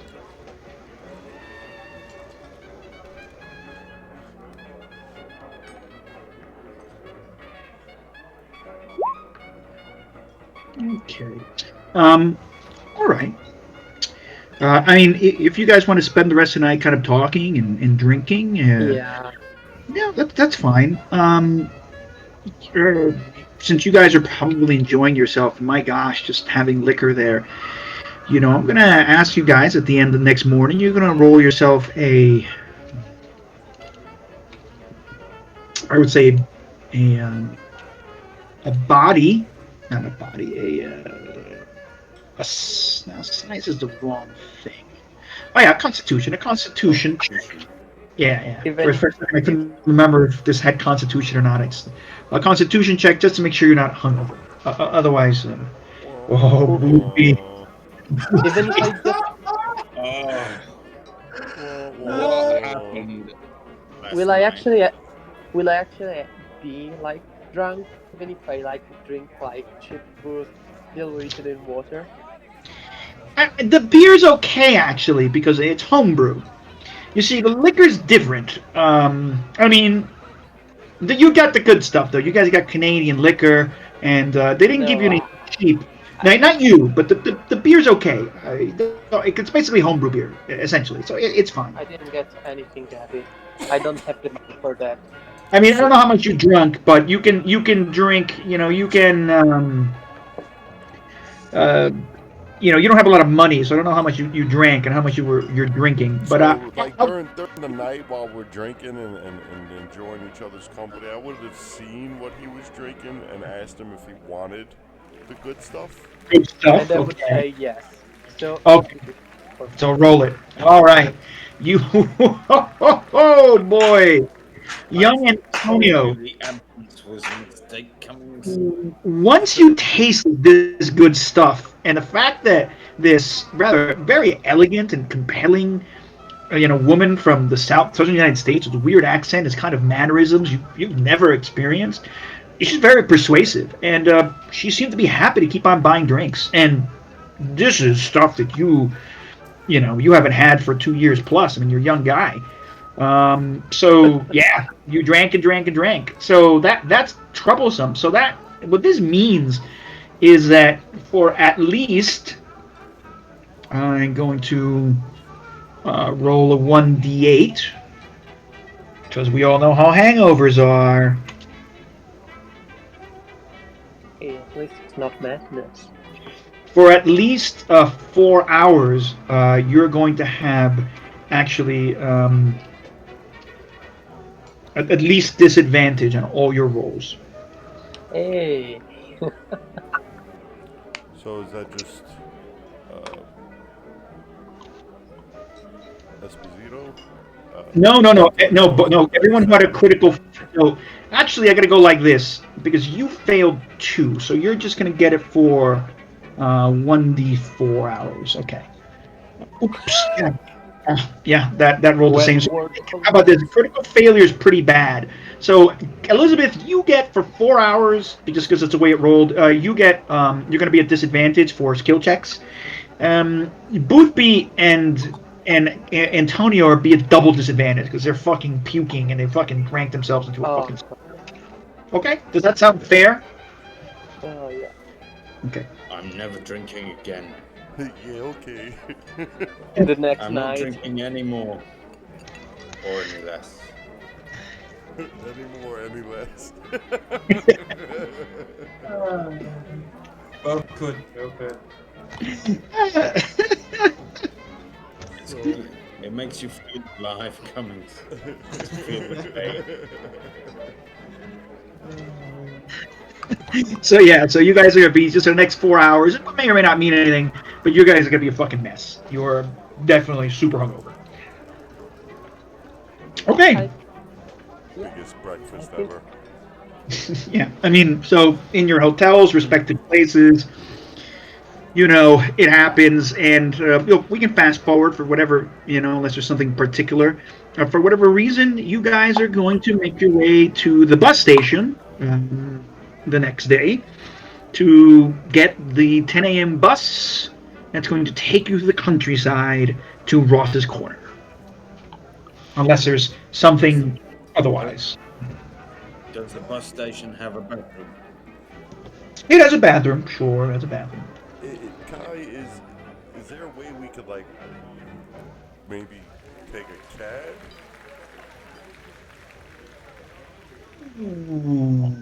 From Syracuse? Yes,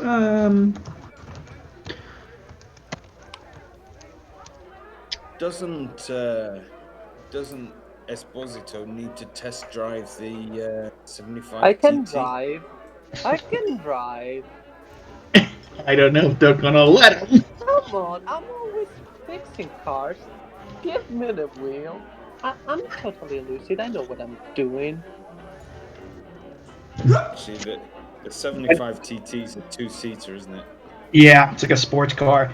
Number 2, when you wake up in the garage, because that's probably where they put you up the next day, right?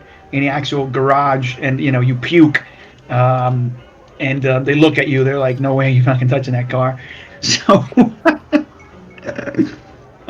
so a taxi.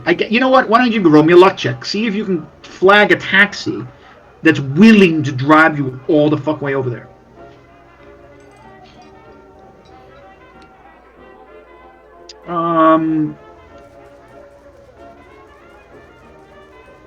You are the jammiest person I know, Count. Yeah. So you find a taxi driver, but they're gonna charge you a lot of money to drive you over there. But you want to pay for it. And I'm not sure what the price will be, but let's just say you find a taxi. All right? Okay. Okay, Yeah. but it's going to be some number which I don't know if that means. Yep, so. Oh, yes, to do double disadvantage, what you do when you roll a test, you will hit the bonus penalty to do a disadvantage, right? You see where Elizabeth rolled and the big box comes out, and you've got the. Yeah. Yeah, if you click on bonus penalty, it's interactive, and so what you would do is you would roll twice, and the Okay. number that you roll becomes a new tens digit, right? So that would be double disadvantage. So in this case, the worst roll that she has is the 55, Yeah, I right? see. And she still passes. Yeah. So. I see. Okay. And in this case, yeah, I mean, you were being persuasive, and the taxi driver, if you offer enough money and you haggle a little bit, and the guy goes, "Yeah, what the fuck." Yeah, so they drive you over, and it's the buses at this point in time, the kind of buses you would have rolled in would have been leaf suspension, bumpy, unpleasant. Terrible. Yeah, you would have had fun, but it would not have been the best experience. It would have been like the bus that what's her name took to Cartagena in *Romancing the Stone*. You know,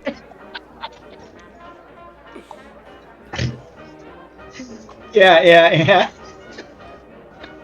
it's got chickens on it and shit. You know. That kind of bus. I've of course have actually been on these types of buses essentially. Um, Yeah, I've been on some buses like that. yeah, but yeah, it's something. I mean, I don't know if there'd be a goat in it, but there might be some chickens and boxes and these types of things. So elderly farmers coming in their Sunday best for a day in the city.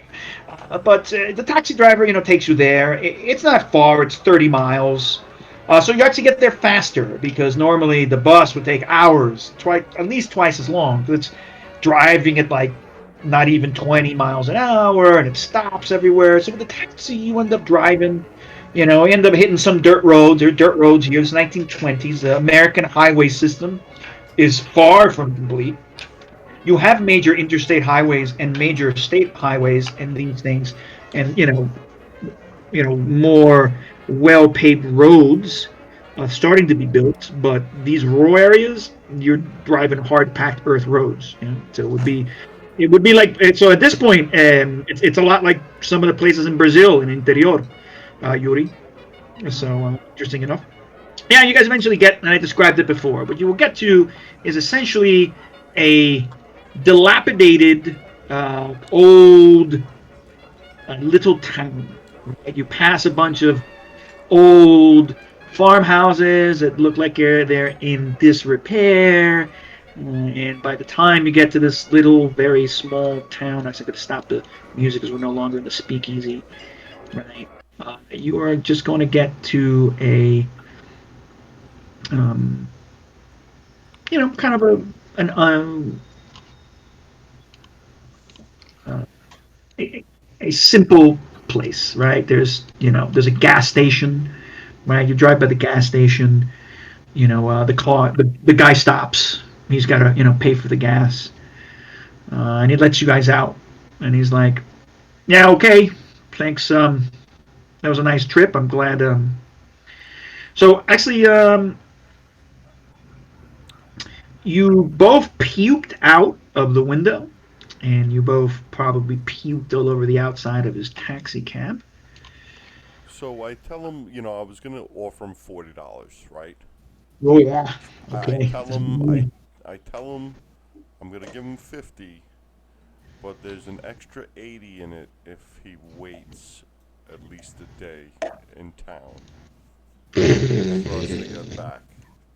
So that's $130. The guy goes, uh, yeah, of course, Miss Southern Lady. Yeah, uh, whatever you need, I'll drive you wherever you want. Yeah, yeah, sure. Of course, $130 is a whole lot of money, people. That is a lot of money. Yeah. Yeah, It's it's 130. it's, it's like a 10 days, 10 weeks worth of money. Now, Yeah. mm, what? Yeah, so let's put this in crazy perspective. What this actually is, that dollar amount at that point in time is this amount of money. Oh, well, Yeah. it doesn't pay 1 month of rent in New York, but it's a lot of money. That's a lot of cash. That's a lot of fucking cash. Yep. The guy immediately goes, yeah, yeah, yeah, yeah, yeah, yeah, yeah. So he's like, yeah, okay, sure. Well, sure, we'll fill up, and you guys, would you like to stop for lunch or something? It's whatever you like. So yeah, you're gonna be our personal driver while we're up here in upstate New York. Well, sure, ma'am, sure. And the guy's like super excited. When you give the cash over My to him, mouth is hanging open and my eyes are out on stalks at the sight of the money. and Antonio, that's a lot of money, man. That's a lot of money. What? That's a that is a lot of money. Yeah, You see him handle even the $50. You're like, wow, and she just takes that out of her purse, elegantly gives it to him. Okay, Thank you, comrades. so I appreciate it. god damn. Wish I had. is there anything you're going to do in what's essentially this very simple rural town? Okay, first of all, I'm gonna give water to the three of them. Second, I'm gonna check if my guns are still well put by my armpit. That thing that cops use, more or less. You you're gonna what's it? Yuri again?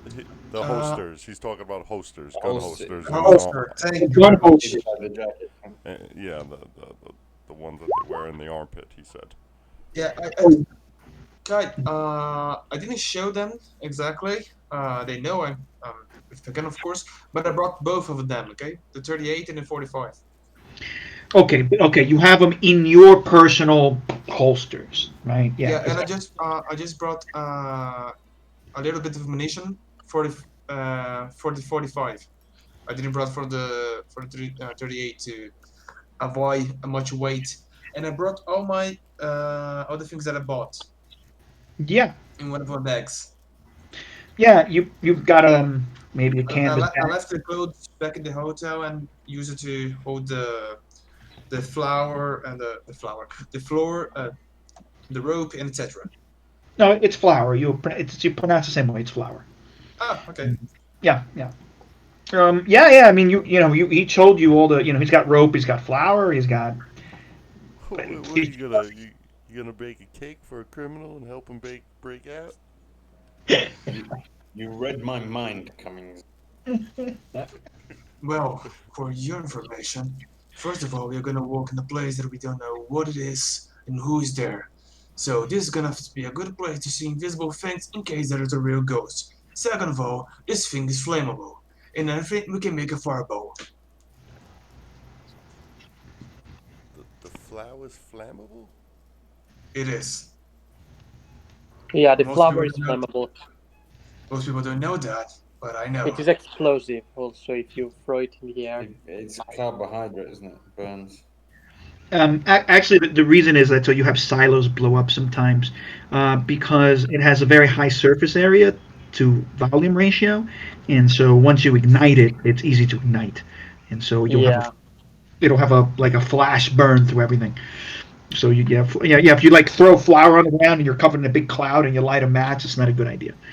Yep. It would almost be like a D&D fireball essentially if you did that. Exactly. Now, each one of you gonna have a whistle. To think yourself, whistle it. Now the rope and etc. is for me, for etc. for anything that might happen. The chalk is if in case we found a book and we have to act according to the book, we will have something to draw the circles. And the fishing line and the bell is for a blind spot, so we can make a trap to warm us of anything. Wow, I'm glad somebody came prepared. I'm glad someone didn't drink last night until puke, and a fucking taxi car. You get the impression he's a little bit upset, Cummings. His panties are on too tight. That's why. Just concerned. We don't know what we're facing, and I don't know when we come back. Um, Mr. Whitworth, what is the most terrible and horrifying thing you have ever seen in your lifetime? A lot of, a lot of shots in my direction. Not nice. Well, me and Mr. Boothby witnessed fish monsters eating people. Oh really? Fish monsters. Oh really? Did you see two yesterday when he was drunk? We hadn't been drinking either, I'll have you know. Well, not very much anyway. Fish monsters. Yeah, I think I have seen like bird monsters too when I was young. Terrifying, long beak. There's a lot of crazy things out there in the world. Don't believe Oh, us if you don't want to, Whitworth. I'm not gonna say that I don't believe a little bit in the codes. I do drag myself into believing some weird things, but what in the middle wouldn't be so enthusiastic to say it aloud as you two do. I still don't get how you two are not married. Uh, We're not what? married because he's not successful enough to be my husband. How See, that's dare exactly you my come? point. That's exactly my point of how I don't get it. Okay, okay, let's go. Enough of the jokes. Okay, so you know, Antonio, are you going to say anything or do anything as you notice? I I just remain speechless listening to all this conversation. A bit with still the effect of the alcohol fog in my mind. A bit not understanding what the hell. Why do we need to like create fireballs with flour? And yeah. I have to say, Whitworth, your friend looks a little. A little. A little what? He looks a little unwell. Oh, you don't look very good, Are you if I may talking say. about me? I'll have you know, I have the constitution of a horse. Of Yeah, course. the guy, the guy that was driving us said the same thing. Both of you have a terrible fucking headache. I mean, you are super drunk. You had an epic critical fail. You feel Well, horrendous. it's You think better you think better you're out than in. That's stronger all I than can me? say. You think that you're stronger than Uh, Boothby's a big boy, like a big boy, mostly roundish boy, but it's still biggish. He's got those big me? calves, right? Fat people have like those massive calves. Would would everyone please stop talking, or at least whisper if you have to talk? Mhm. So, where are you? This conversation is happening inside the car, right? Where the gas is No, no, being. we're walking. We're walking to the place that we have to go. You're walking. Well, Oh, We're not walking. We have a you're fucking walking. car. oh, okay, We're, okay, we're okay. Inside stretching the our car fat while leg. he's driving us. Okay, sorry. Um, but the guy's like, I guess he's, I mean, you're in the car, at the gas station. Like this is going to happen while he's filling up the tank. The guy's out, the driver's outside. He's sort of, all excited and Okay, so waiting for him to come back. yeah, yeah. And so, you hear talking to the gas attendant. The gas attendant's like, uh, "Oh, I can see your car's dirty there. Would you like me to clean that? Well, I could get a bit of water, clean that up." We would appreciate. And I'm gonna guess that them city slicker in there done make a mess all over your vehicle. And he's like, you know how it is. And he says like, and he looks at, he's like, well, I can clean it up. Yeah, you just wait here a couple minutes. I'll get one of the other attendants to bring up a bucket and then I'll clean. Oh, can't have to Uh, drive around looking like that. Kai, can I go out of the car and offer my help to the guy that was trying to clean the place? If you want, he's like, Yeah, I want to do that. I take off my that clothes, the severe clothes that we put up the shirts, my hat out and live in the cab, and I go there, try to help him to clean the mess.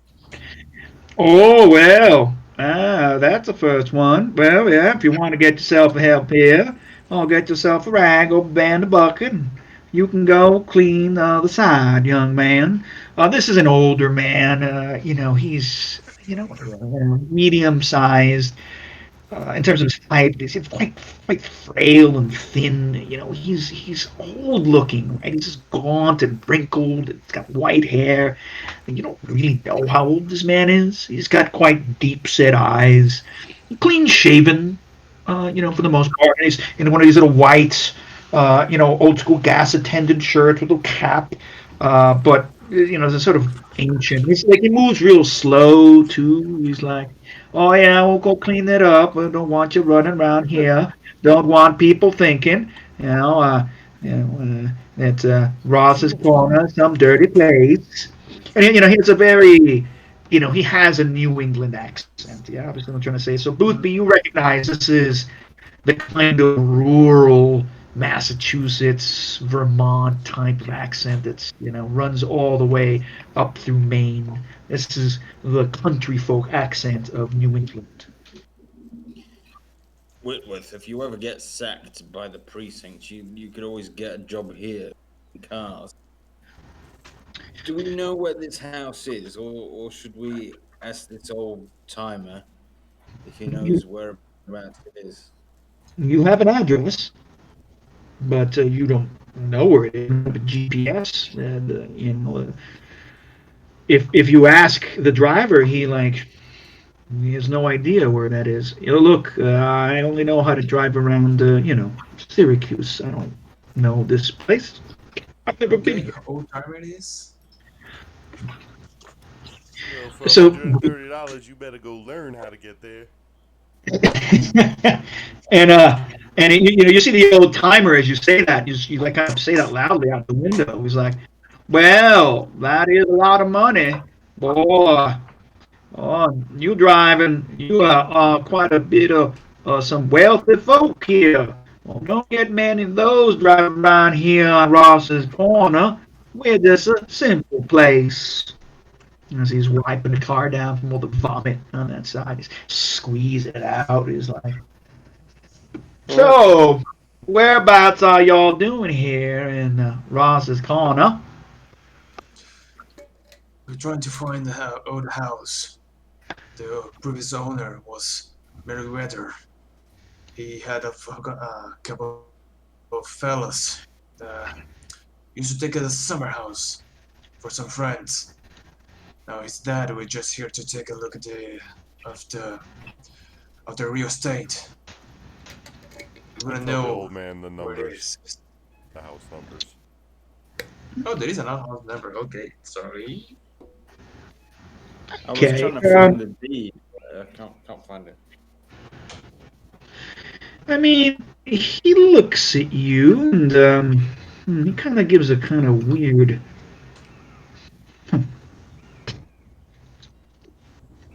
Sucks his teeth and he bites his nail. He's kind of dirty, right? You can see he's like a mechanic or something. His hands are full of oil.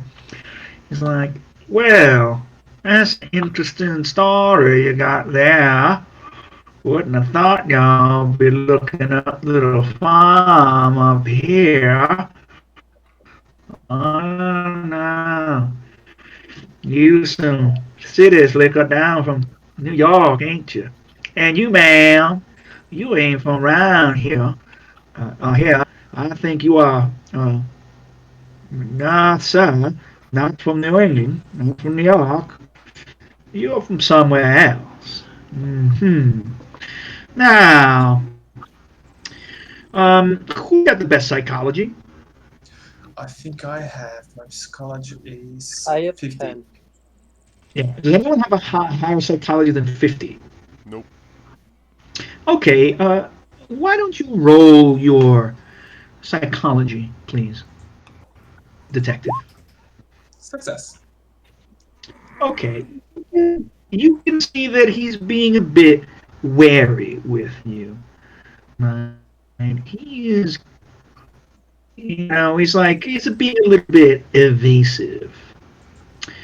So, although, he's kind of on the fence, he's not being overly evasive. He seems a bit curious but concerned, right? And he's trying to read who you are, Ah, all okay, I right? got. So you've done a good job so far, and you're not. So I suggest that you could try a charm or a fast talk here, and you tell me you're going to do it to kind of make him a little bit more amenable. And think about what if there's anything particular you want to ask. By the way, when you said the name um, Meriwether. Merriweather, like you notice his eyebrows arch, like there was a little bit of quick surprise across his face, and then he kind of went controlled very quickly again. Okay, should I talk something to make the fast talk valid, or should I just roll it? Okay, and so this is yeah, and so you recognize this, yeah. So I'm Okay. going to say that you can do yeah. So yes, you roll the charm or fast talk, and then tell me what you're gonna say. Okay. Uh, while I helping him clean the same side of the car, I would extend my hand and say, I'm Bruce Whitworth. This is my Uh, colleagues from New York. We are we're just here to take a look at the family asking for us and our friend. And I show him my badge that I was hiding. I'm not here in to serve the police. I'm just here for the making a favor for a friend. okay, so I think you do this in a friendly manner. So why don't you roll? Go ahead and roll a charm. A charm first. Okay. Could I not use a fast talk? I mean, if you're trying to bullshit, like if you prefer charm or fast talk, if you want to, I mean, charm can also be like being charismatic. Doesn't mean you're trying to hit on them, right? It depends what you're trying to do, right? It doesn't, charm just means you're charming, you're charismatic, right? It could be seductive, or it could be, making, meeting somebody at the bar and buying them drinks and becoming best friends. So whatever you want, fast talk or charm, up to you. Okay, fast talk. I would like to fast talk. Don't tell my bitch. So look, yeah, I'm going to say that you had advantage because you helped, you went out, you cleaned the car, you seemed kind of, Oh, thank you. Hey, Thank that you. just makes it good. that's an art. And that's a hard, eh? That's a hard. Yeah. That's good. Yeah. So okay. So it's not an extreme. So where you would get super benefits or super crit. Like you didn't crit. Like 0, 1, 2, 0, 3 is like super crit. But yeah. So you ended up. So he looked at the badge. Oh yeah. Okay. Well, don't want nobody thinking people Ross Corners don't respect the law. You a police officer. That's can get you in touch with the local sheriff if you want. And the sheriff station is it's another town over. The number one here who serves in Ross's Corner, but uh, I know where you can make a phone call and you contact them if you need to. Well, we can even use my own phone, sir. Well, you seem to be traveling with some strange city folk, but that don't mean nothing bad. You an honest man, and I like that. Yeah, I would Cummings, he called you strange city. It's obvious this man is touching the head, Bootby. I would Wasn't this top secret information? He doesn't recognize your accent either. uh, Yeah, so I would appreciate if you could direct me to a public phone so I could call direct. That could be actually quite helpful. But I was really hoping if you could have a knowledge about the place we're looking for. That's our main concern right now. well, yeah. I can, of course. If I know the whereabouts pretty much of the place, it's a little bit outside of town. If you give me the road it is on, I can give you some directions. But I will say that that place is, um, yeah, it's yeah. Some folks say it's yeah, it's got a wicked call on it. That's a place that people say is haunted. Is haunted? I scratched the back of my head and like, yeah, I imagine that would be the case.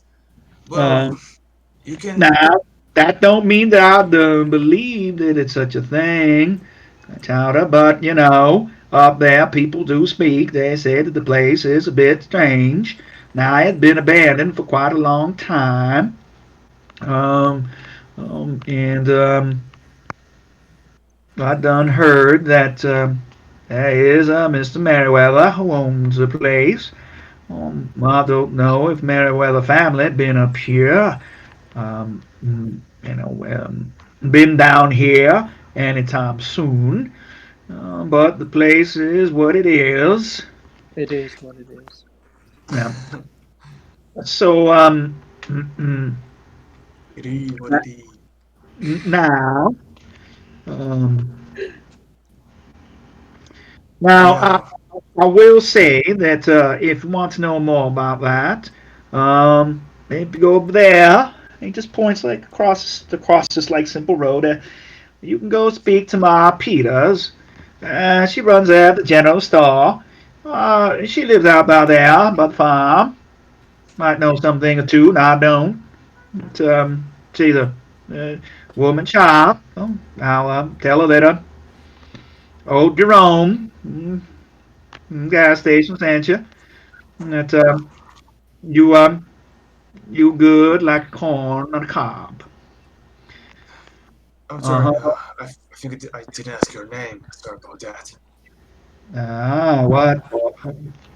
Well, you may be a police officer, but you seem a bit deaf. I just told you my name is Jerome. Oh, Jerome. Jerome. Jerome Sorry. from the gas station. What you better say to Ma Peters if you wanted to pay attention to you. She don't like no strangers, and she ain't not a woman who takes any kind of huff. You tell her, talk to her direct. Tell her that Jerome from the gas station says that you good as a corn of cob. And you might get some information from her if you want. Being you a detective and all, I know you got to ask questions. Now, um, you better finish over the other side. Is it all done?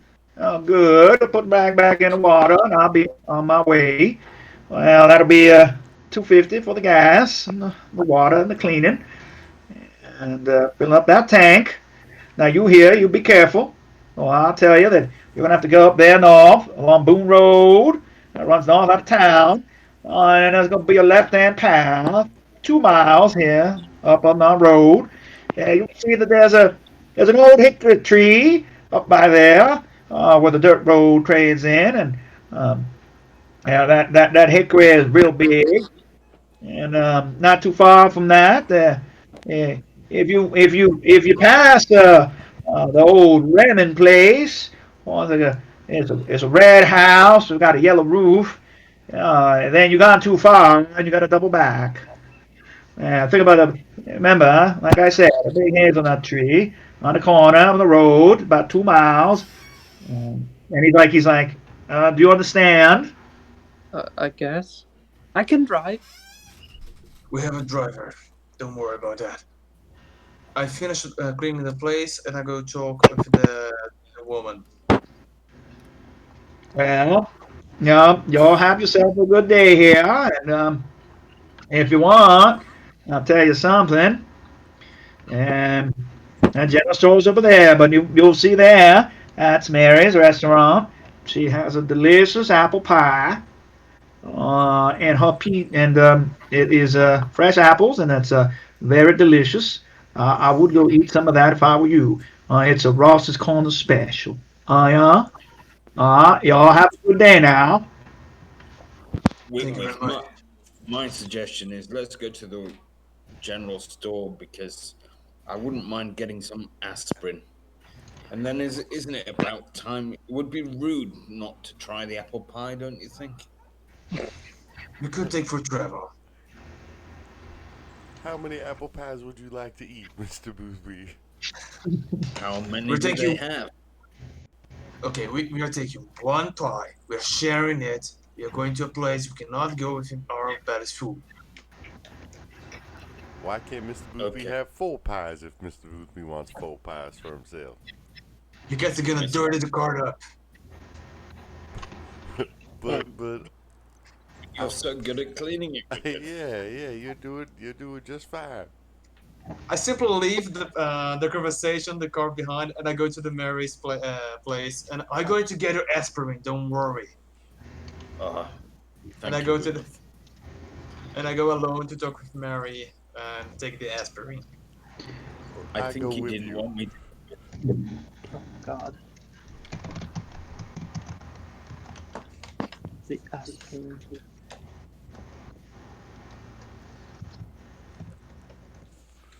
So, are we in urgency to seek this house? Look for this house.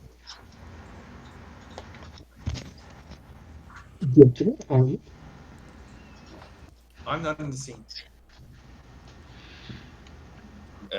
Um, I'm never in a hurry to go anywhere with ghosts or spirits. Certainly not before I've had an aspirin and an apple pie. Hmm. I agree with the apple. Okay, do I get to the Mary's place shop? Yep. Okay, Yep. so you go into this general store. Okay. Again, it's a very simple affair. What it's mostly, you would have to consider it's actually just a hardware store. It has tools and things for farming. Up front's got maybe some sort of bales of hay and these type of things. And what you see when you get there is that there's a bunch of uh, older men uh, on a porch next to the general store, and they're sitting around and rocking chairs. Look like they're drinking something. Old men, white hair, big ears, hair on the nose, hair in the ears. They're flapping themselves with them hats. It's hot outside. White shirts. They look at you. Hard looks. Yeah. One of them spits out a bit of tobacco into a tobacco pen. And a spittoon. And he looks at you, shakes his head, and stops paying attention to you. More. Smoking. The other one smoking a corncob pipe. He smokes. He says, "Charlie, so how them cows?" As you go into the general store. Okay. I get him. Good morning. Kai, Kai, can I see the old man drinking from the car? They're not. Priorities. They're not. Well, I mean, yeah, as you follow. I mean, you I guys are at might the gas station, right? And you I might see wander over to try and get some hair of the dog. they're not drinking. They're not drinking. Corver. They're not. They're not. You haven't seen them drinking. You see him chewing tobacco, and he Oh, spits it out okay. I'll stay in the car then. and smoking a I, pipe. They're not drinking. I follow Mr. Whitworth into the general store to buy boothby pies. Oh, Yeah. Okay. Okay. So, yeah. Remember that the general store is kind of half connected to what's essentially like almost like a little like stand shack. Right, and so there's like the opening to the general store, which is basically a hardware store, like a farmer's hardware store, and then connected to it is a very small shop. As you get there, the smell of fresh baked goods and pies and so forth and so on, fills the air for certain. And let's copy this image. And what's a general store essentially look like? If we, in case we're not too sure, what the general store looks like, I'm going to put in the 1920s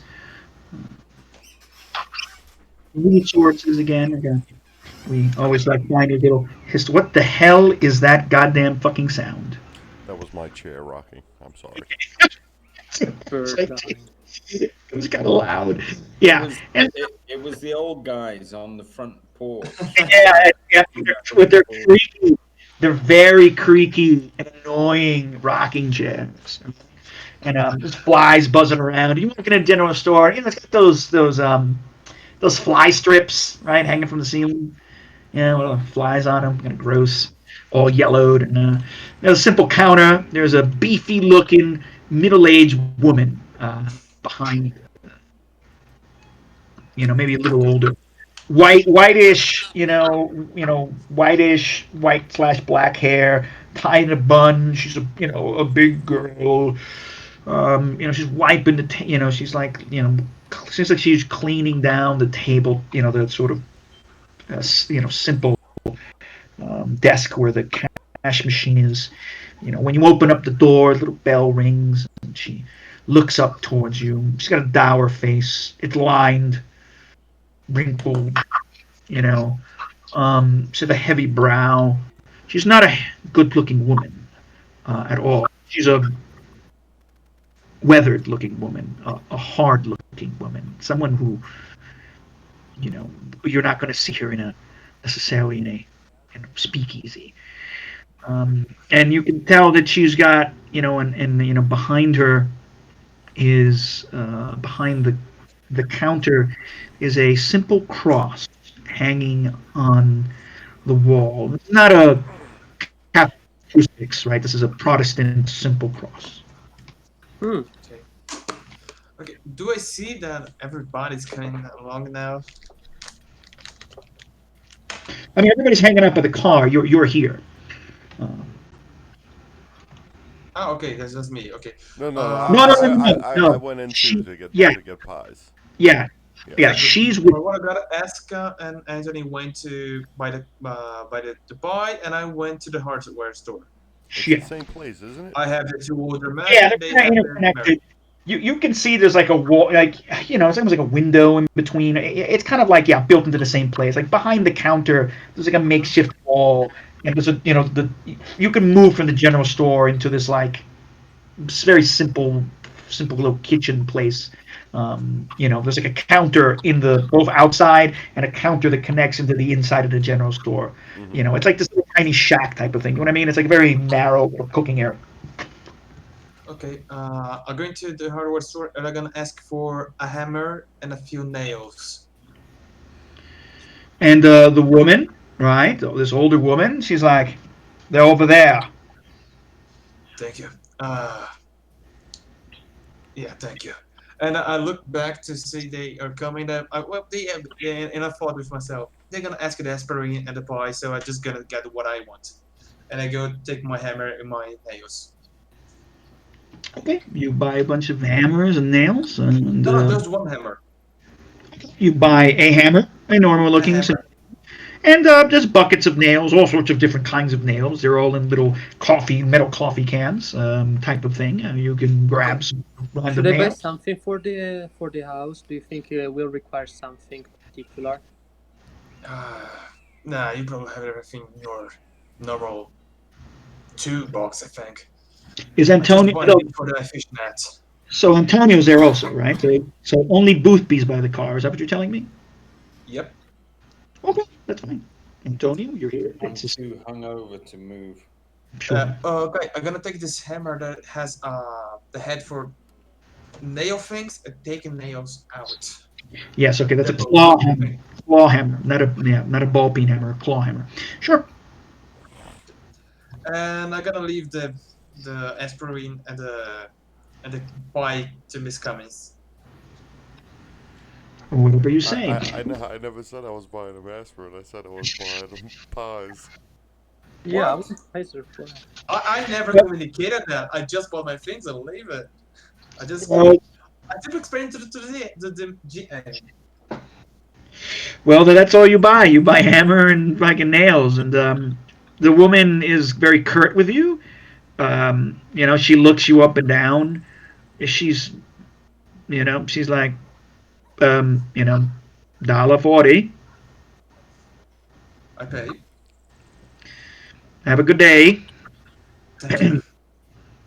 And when I went back to the car, I said, "When you got in the car?" Yeah.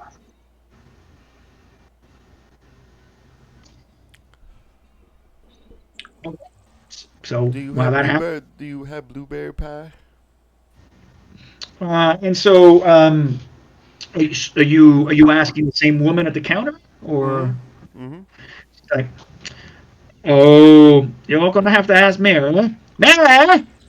And you hear just screaming, you got a customer, and a somewhat younger woman, uh, appears at this little window that's near the near this paying counter, and she's like, "Hello."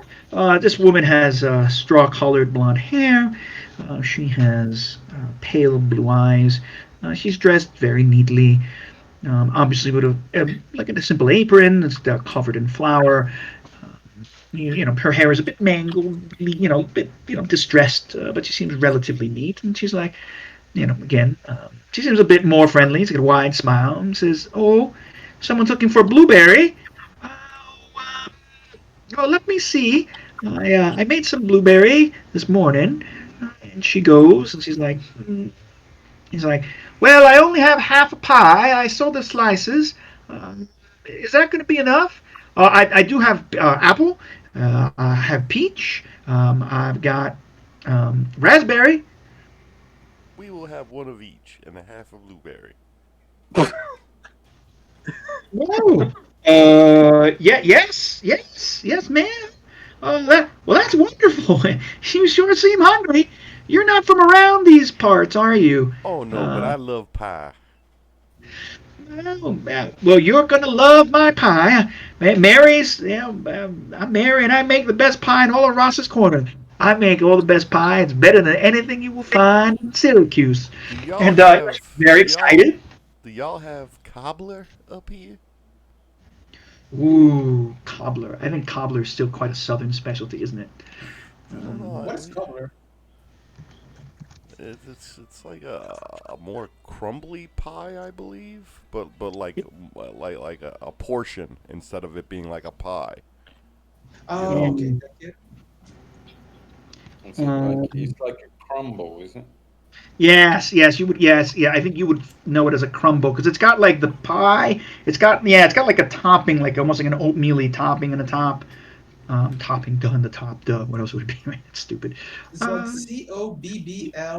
Cobbler, e- cobbler. Esau. I'll get an image. No, What? I already got it in here. Google. Why don't you roll a luck check uh, and see if she might have cobbler? I don't know if she has cobbler because I feel that's a Nope. more southern thing. Does she have Yeah. brownies? Oh, I'm sorry. I understand you're from the South. Yeah, now people around here don't like much cobbler, but I'll tell you what. I did get a recipe from cobbler, from my friend sent me in the newspaper clipping. Hmm. Well, it would take me a while to bake one up, but I could. Special order just for you, miss. Okay. I don't know how long we're gonna be here for, but there's no reason to inconvenience yourself. And she's certainly much friendlier than you've met most people. I guess maybe she's a bit younger. She's like, "Oh, well, if you she's like, well, yeah, if you want to come by and you tell me you want a cobbler, I'll cook some up when you can." Um, yeah, so maybe it was. Yeah, I'm sorry. Thank you, Anthony. I always thought cobbler was just a southern thing. We used to get cobblers like it was something that my mother would like to do. We drive to like Delaware, and in that area there's these like little pie stands on the sides of the road that just specialize in cobblers. You know. Mm. So I'm gonna. Yeah. Okay. Yeah. So there's a thing called a New England apple cobbler. It makes sense because it is British, and I think it's. I think there's another word for it. I think you were right. It's also called a New England crisp. Sorry, these are just these weird little detail things. Not important. So I'm going to say she doesn't have any cobbler, but she's like, I never cooked some, but my grandma liked it. And she's like, I'm going to cook you a cobbler. If you come back tomorrow, man, I will cook a cobbler. I That would will be cook a cobbler for you. fantastic. Yeah, I promise I can cook a cobbler for you. Yeah, yes, I will. Okay, so that is set. So yes, it is actually a New England thing. Yeah, okay. All right. Anyway, so that's set, but it takes off. But let me get the pies ready for you. And she gets all this stuff ready. And it takes maybe like 10 minutes, 15 minutes, and you will get a whole bunch of pies. She will wrap them in some simple, maybe butcher paper and tie them with a string, and they're all ready to go. Yeah, you know what? I am an idiot. Old fashioned New England apple cobbler. I am a big dummy. I'm a big goddamn dummy. So, anyway, you will eventually get it. Yeah, and you get a whole bunch of pies and gives it to you, and you guys eventually meet back in the car with the delicious smell of wonderful pies and hammer and nails. we need a, a container of milk also. Oh, yeah. Well, milk. Well, I think you're gonna have to go over there to the uh, to, uh, to Robert's Milk Depot over there, just across the street, right next to the church. There, he's got all the fresh milk. Uh, we don't have uh, we don't have any milk here. He has an ice box over there full of stuff that you need. And you can go over there and you'll get some milk if you want. It's a simple like it's kind of chilly in there when you get there. It seems that they must have some space that's got ice blocks because, of course, we're not really in the age of refrigeration yet. There's Mm-hmm. still places just have gigantic blocks of fucking ice. Um, and it's one of these guys in the kind of it just says like Robert's Dairy, and he's got But a very simple the place. milk probably Shack. came out the cow that morning, wouldn't Yeah, it? Yeah, yeah. this is the 1920s. That's exactly what this is like. And it's probably You're in gonna a get glass bottle, you know. Yeah, and exactly. if you have fat, man. You're gonna get full blown raw milk, like fresh from the fucking Full of cow. Mm, tuberculosis. Yeah, that is good. Tuberculosis. yeah. And so it's easy. You just walk over. Like I said, again, this isn't an older middle aged man. But middle age in 1940s means you look like you're like 60 at this point. You could be 40, but you're 60. These people are you know blue collar, farmers. They look weathered, right? He's very cheery. He probably, a bit pop-eyed, and he's happy to give you some milk. He looks at you. Well, he's not happy. He's like happy when you give him money, but he looks. He's always eyeing you, right? A bit odd, right? And he's very curt with you, this man. But you get your milk. Have as much milk as you want. And eventually you'll get back to the car, and you guys have milk, you have delicious smelling pies, you've got hammers, you've got nails, and you've got Booth bemoaning in the back seat. Uh, Mm. uh, uh, For God's sake, somebody get me an aspirin. I got Wait, you and I you got you a pie, Mr. Boothby. Which Oh flavor well, would you like? that's oh, what you have flavors? I have I, I have raspberry pie. I have half a blueberry pie. I have an apple pie, and I have a something else pie. Ah, wait, did good. it brought the aspirin? The apple would do nicely. I might be out of place asking this, but I don't suppose any of you asked about this old house while you were down there. Well, the old timer said something about maybe they know something about it. Did anyone Oh, venture to ask? I imagine.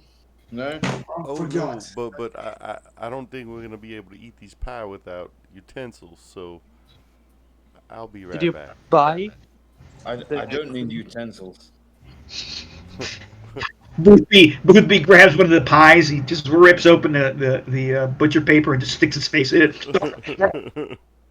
He goes, Oh, he pie eating pulls he, contest. he pulls a lard ass. Mm, I forget scratch my about car, the yeah. aspirin. I don't need any more. I scratch my forehead Antonio, and I leave the car again and I go after the information and the hold up, aspirin. hold up, Oh, hold sorry, up. sorry. Antonio, uh, Yes. does your character want to do anything while this is happening, or are you still kind of like so hungover you're just kind of witnessing it all of it? I don't need to buy anything, so I guess I'm good. Yeah, okay, So I'm totally in the fine. car and just like looking at. Yeah, pie. The pies smell fantastic. I go, oh, pie. Esposito, would you like some of this apple pie? I have to say, it's one of the most delicious pies I've ever had the Um, fortune to encounter. despite the offering is very tempting, I think I'll decline since we have a long drive to do. Okay, suit yourself. All right, I go back into the store. I ask if I can buy spoons.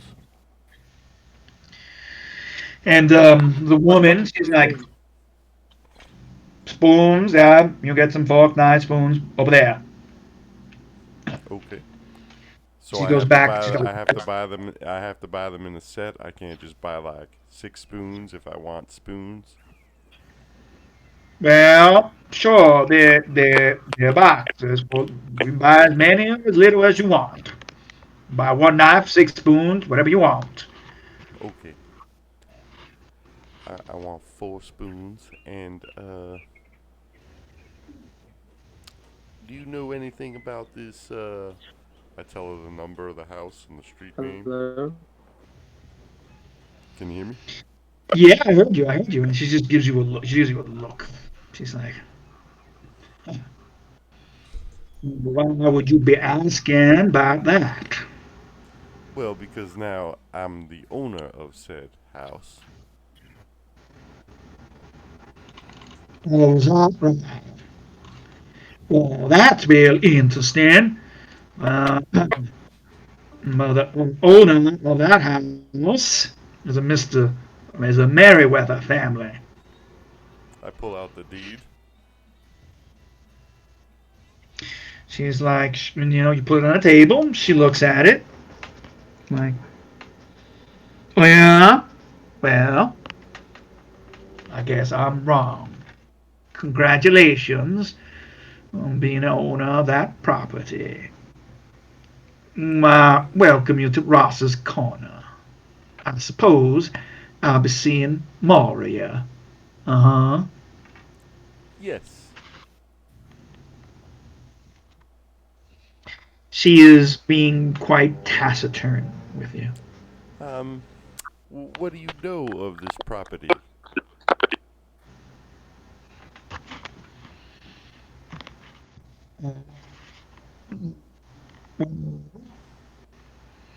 Now, although I've always paid the taxes, done not come by here none.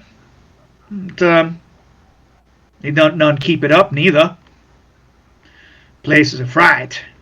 You asked me. It's unfortunate. Family don't keep things up, but that's that. Nobody has gone through that property for a very long time. A Well, long Oh, time corresponds to. are you there? I'm listening. No. Oh, did you come along? No, no, no. Sorry. No. I mean, you could be there if you want. It's No, fine. no, it's okay. It's okay. okay. I'm just listening. If Yeah. you get out, if you get fed up of Boothby munching his pie, back of the car. Yeah, feel free because I mean it's fine. I'm just trying to you're not there, so your character No, no, can't. it's okay. Sorry. Sorry, I got lost a bit. It's cool. It's cool. Yeah, because this is all happening inside that general store. Uh-huh. And, the woman, she crosses her arms, above her ample bosoms. Right. I guess she's a battle axe of a woman. She's like, well, most people don't like that place. They're far away. Don't think that place is well kept, if you know what I mean. It's Well, unfortunate. I'd like to restore it to its former glory. Maybe even better. She gives you a look. You can use charm or fast talk here. Charm can just be being charismatic. To see if your attitude and the way you're talking to her wins this woman over. Could it be persuasion? Could be persuasion. That's fine. I mean, if unless you want to flatter her, but persuasion. Go ahead. Sure. That's fantastic. And she's like, well, why? What make? And she actually gets space. This is your chance to maybe flat or persuade her. Like, so, and what would bring you? What would bring you up around here? You don't look like you're even a New Yorker. You obviously are from down south. I don't never been down south, but I did see movies once in Syracuse, every here and there. And you sound like one of them Southern people. Well, I am a southern person. Well, look at you, very perceptive. Most people would just think I had a crazy accent. Hmm. I'm very perceptive. I see that you are. Hmm. Well, it looks like you're someone who can pay the taxes, that's for sure. Well, I'm going to tell you something. Um, I said you should be careful. Some folks don't like that place. Now, some people will say foolish things about that place. Don't believe them. No. But regardless, there are some dangers out there. Here, I understand that not far from there, just last night, good woman, Maggie McFurter, she done been gone. Now, I say this because the McFurter farm is not too far from the Meriwether farm. So, you gotta be careful out there. Maybe there's a bear or something. Maybe some type of wild animal out there. That, she went out last night, check her horses. Hasn't been seen since. Now, some people Uh, might not like talking to you because of that, but you seem all right. But you're gonna be out by there. I recommend you don't go out tonight. And there may be bears. And maybe tomorrow, sheriff is going to get out a hunting party and looking for any bears and shoot them. But if there's a bear, tastes human flesh. Sometimes they get all rowdy and they want to eat more. So you look a good woman, respectful. Sure, you a woman of what look. makes you think bear? Was there a blood trail left? Now I don't know nothing about that, but the woods here is full of bears, deers, Hmm. cats, like that. Woman disappear. Bears attack. It's summer. My bear mama with her cubs. You know, mama's got to fight for her children. Well, these things happen. Yeah, Them going out at night is foolish. Be careful. I understand. Now, people don't be looking like they're going to be liking strangers. But, I will spread the word that you've got the deed. You're coming up to buy things. I think your friend must have been part of your entourage. That is the word we can say, yes? Read that in the book once. But, I would be careful. Your friends look and yourself are strangers. We don't like strangers around here. But you keep yourself safe now. Yeah. Why, thank you, sweetheart, and you have a good day yourself. Okay. Oh, do you know how to get to the house Uh, from here? and she says, yeah, well, you're going to have to go up the road, go through the center of town, and it's Boone Road, and you're going to head north. You're going to go about 2 miles. You can count about 5 farmhouses to your left. Before you hit the right turnoff, the dirt road. Now there's a big hazelnut tree there. Yeah. Biggest tree you'll see on that corner. Old big trunk. Yeah. And you pay close attention. There's a sign. It's almost covered up by some bushes. A little wooden sign. And that road doesn't really have a name, but there'll be a little arrow pointing in. And And she kind of describes the other house, a kind of red and yellow house. It has gone too far. It says, "Now you're going to hit 3 farmhouses before you get to where you're looking for. The second farmhouse is going to be the McFurter farmhouse. Uh-huh. And then your house you're looking for, the Merriweather place, will be like next to it. You'll know the Merriweather place. Got a big dead tree hit by lightning. Yeah, back in '05. Yeah, burnt that tree. Rotten. Yeah, gonna fall. It was a big tree, big old oak. Still there. You know. Oh yeah. The house small. Broken down. You'll need a lot of money fixing, but looking at that clothing you're wearing, I don't think that's gonna be much trouble for you. Oh, no, no. Now, ma'am, we God fearing folk here. Now, I don't know much about you all sound down south, but we ain't gonna abide no tomfoolery here. You can come, and we'll make investment. That's fine, but we don't want nothing strange up here, ma'am. Now, you'll have yourself a good day. You need something? Always come by. Fresh pies every morning. Starts at 8. Is there an insurance agent in town?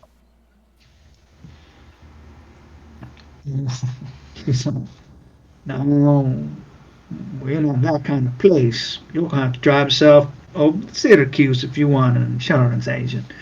What you see here, I got the church, well, got my place here, my Peters, you know, you got the milk depot, you got Mary's Pies, you got Jerome's gas station. That's about all you got. There ain't much else here. I'm sorry to say. We are simple place, simple people. Thank you.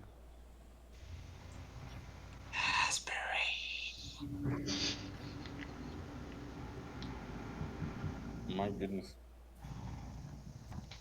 I guess I go back to the car. I tell the driver the directions. I give Mr. Boothby a spoon. I give everybody else a spoon. Thank you, but I've already finished. Did you got the aspirin? No, What did I you didn't find get out? any. I didn't Is get there any anything I aspirin. need to be worried about? Your head, how is it going? You still need the aspirin? No, I think it's fine. I think the fruit had fermented in the pie. I think I'm okay. Oh Christ. Okay. Can we go now? Does anyone need anything else? I think we're good. Let us go to the house. Let's go, dude. Well, Did, please explain to the driver. Yeah, and you guys are gonna end up, got some information, got some attitudes about this. You have some certain things. on the ride to the I location, I tell them about the missing girl that they Yeah. I think is think a bear. if I had to remember the password, Anthony has to remember the directions. Fuck that! You had to remember 3 words. This was 5 fucking farmhouses on the left. You make a right on the dirt road. There's 3 farmhouses north on fucking Blight Avenue. Okay, about the girl. Indian chicken noodle, whatever. Anthony's gotta remember directions. Okay, Kai, about the girl. Could you write down for us to put it on the investigator's note? Oh yeah, I'll put it quickly into the yeah. Uh, okay. I'm gonna copy this little thing here. Make sure it doesn't. I don't make the mistake of copying a billion thousand thing. No, didn't So we're copy what I still wanted. at the general store, correct? No, you're done. You're driving off, and you're making your way towards the farmhouse. I presume. Oh, Oh, Yeah. okay.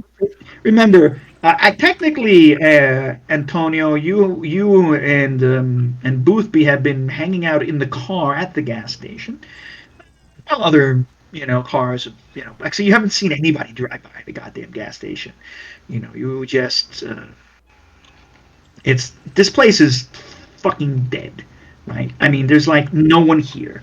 This is a total middle of nowhere, sleepy.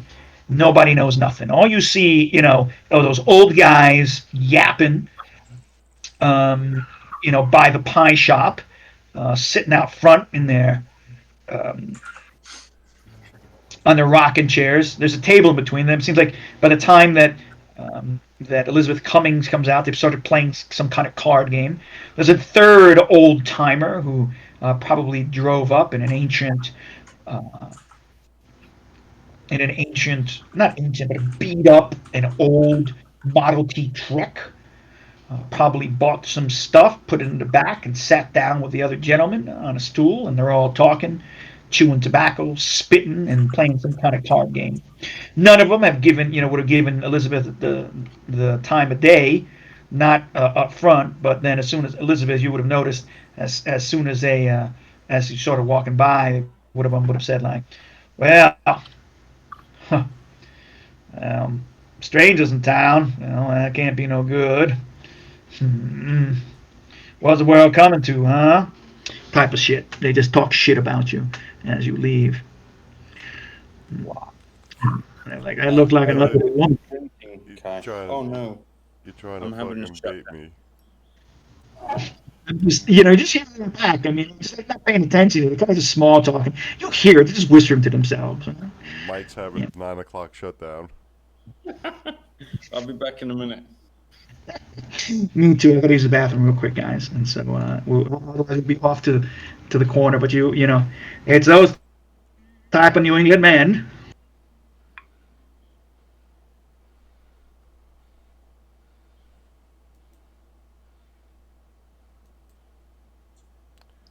Mike, did you save yourself?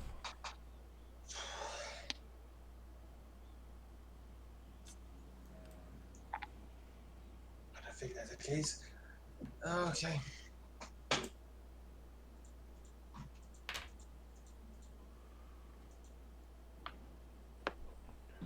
Oh, Anthony. Yeah. No, Anthony. Oh, sorry. Hey, what's That's up? okay. When I talking about guns, the part that goes behind when you shoot is a barrel, right? The part you point to somebody is the barrel. Okay, is it the upper part of? Okay.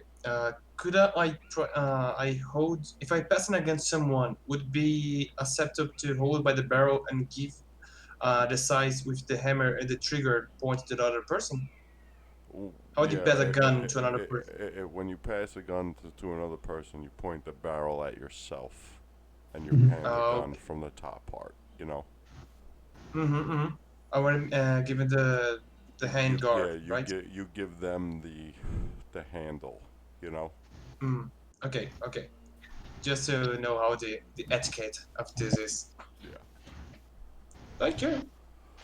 But if you hand someone a gun, you usually make sure it's unloaded. Not true. You know, Oh. unless you're Or going directly into battle. Like you trust that person to hand them a loaded weapon, not to shoot you with it. You know what I mean? but could it also be for the safety trigger though?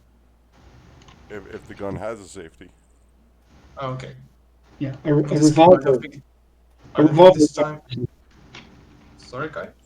A revolver won't have the safety, but you would have Yeah, the that's what I was about to ask. yeah, right. The hammer would be cocked forward, right?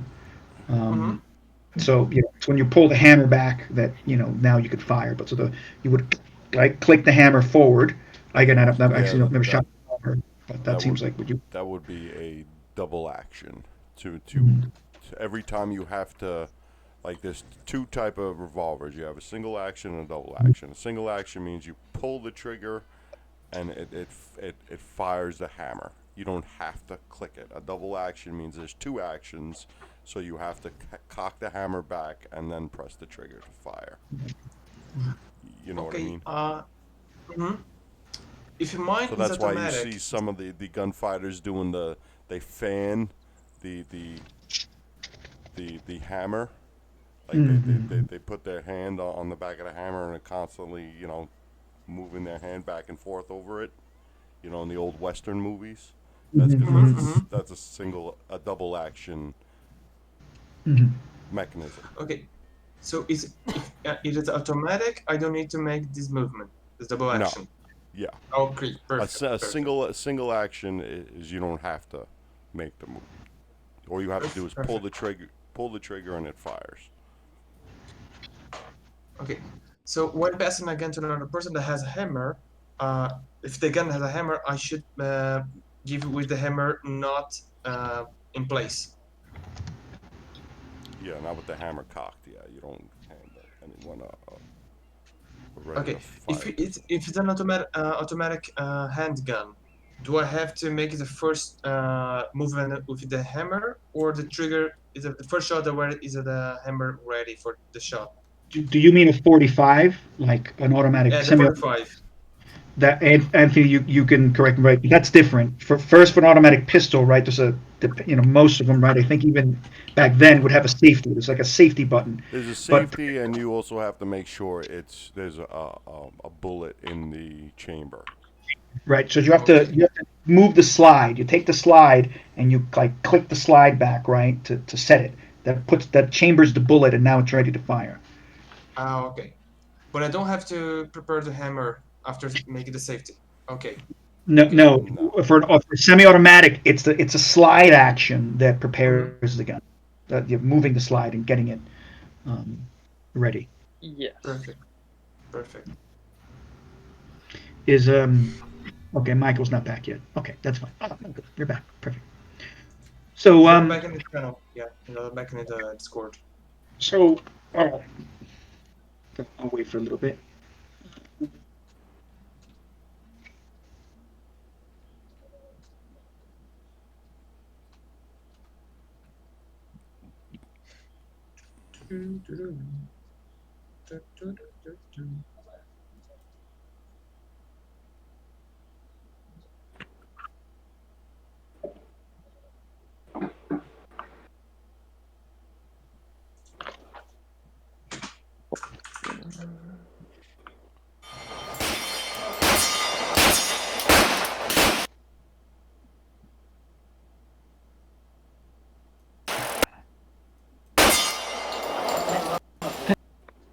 Wait, did you just show the player art, the farmhouse? That's the farmhouse. Indeed, that when Mm-hmm. you get to it, that's essentially what it's going to look like. And that's the house that we are going to. It's Yes. it's reverse. It's a single action is the one you've got to cock every Okay. time. Okay.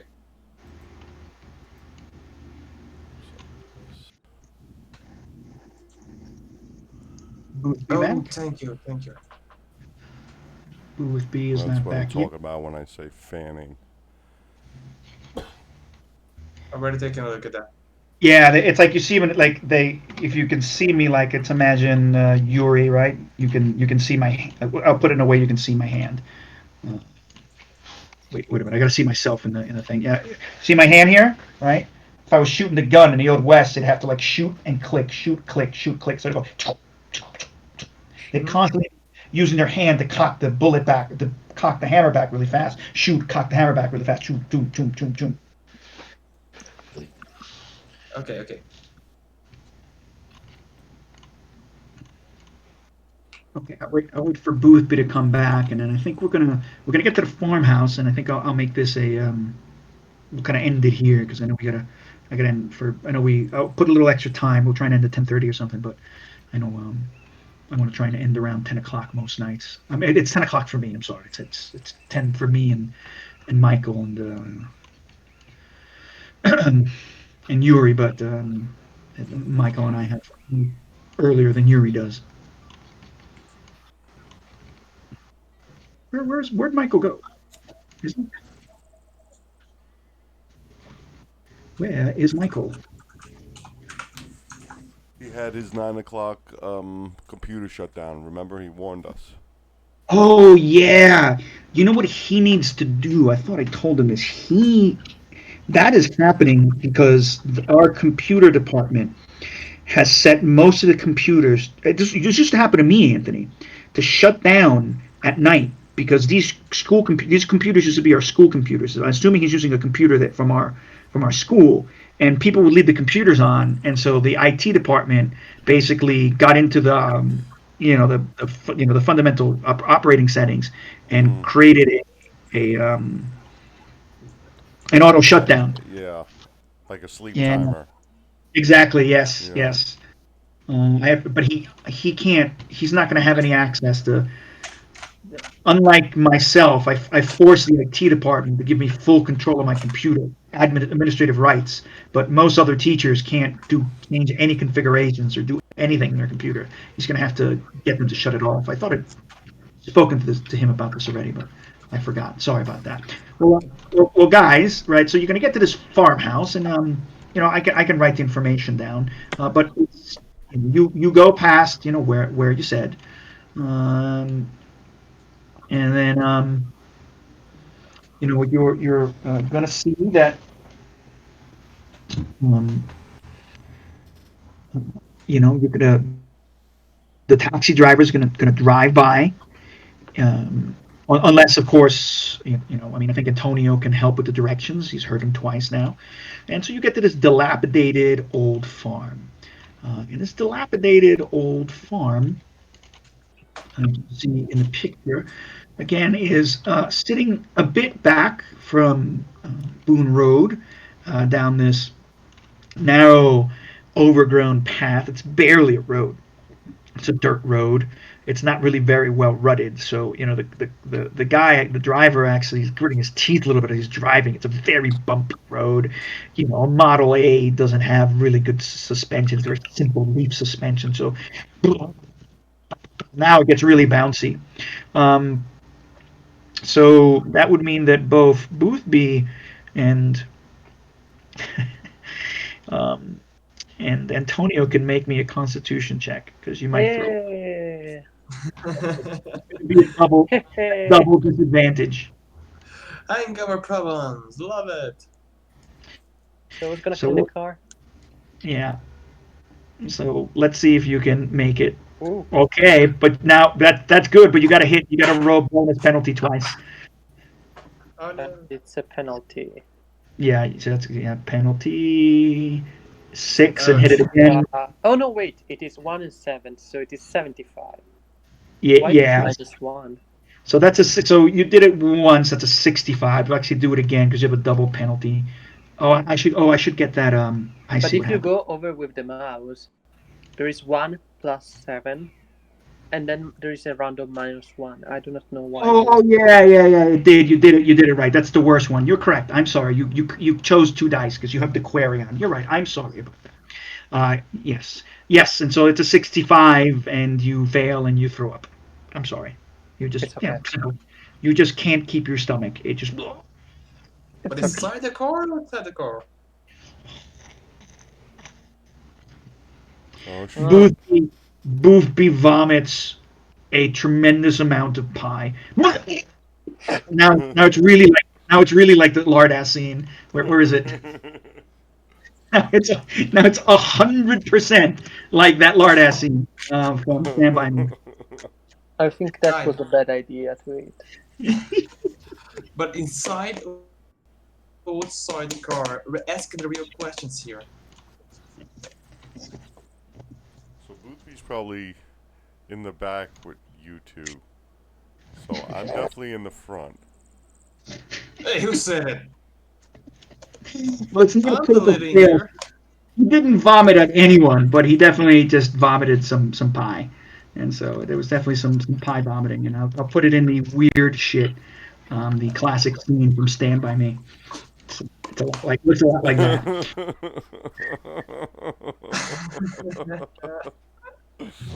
Oh god. And, Oh my god, and, this guy is so fat. and so eventually, you see this farmhouse, and I'm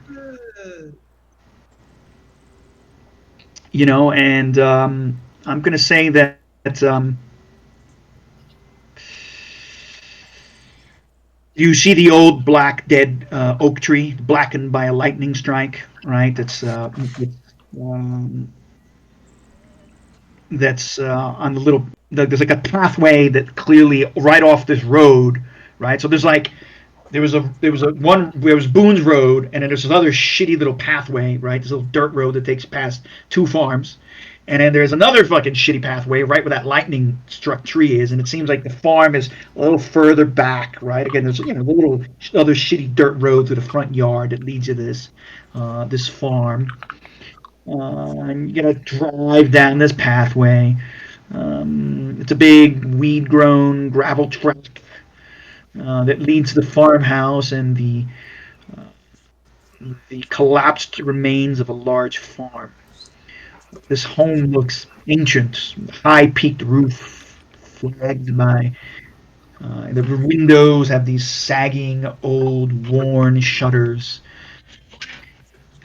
It seems to me, it seems to you even from here, because I mean now it's early afternoon. The windows are broken. The ones that you can see that are glinting with the sunlight are filthy. Like it was like they were smeared with dirt. They look like frosted glass. Clearly, this whole place is just covered in dirt and dust and age. It's only a single story. The roof is tiled, and it's kind of the shingles are they're mostly there, but they're these well-worn gray shingles. The roof is bowing. It's like it looks like it's partially starting to collapse. Um, and everyone, roll me a listen check, please. With double disadvantage? Yeah, everyone. This is still you're still within the 4 hour range. So yeah, you guys. I'm sorry, Antonio, and that you guys have double disadvantage because you super vomit. Because you're just sick. Your head's pounding after you vomited. You're just, oh god, all the light. Oh, it's terrible. I can't see. Ooh. Still a failure. Nossa senhora. Bruce, you literally put a knife in your ear. And then where is Whitworth? Whitworth failed too. I failed. Coming at Boothby Graffo fails. Okay. Everybody fails. I will say one thing as the engine's kind of still running, right? The driver says, "Okay, so I should just leave you here, yeah. I'll when do you want me to come pick you up?" I'm going to just take a look at the house first. If it's everything okay, you can go. You can go back Sure. to town and come back maybe, I don't know, every 6 hours. If that's what you want, yeah, every 6 hours, sure. You mean in the night too? Yes, yes. Here's $20. You get yourself a room in town. Yes, yes, ma'am. Yes, ma'am. We'll come every 6 hours. I got you. I will be here.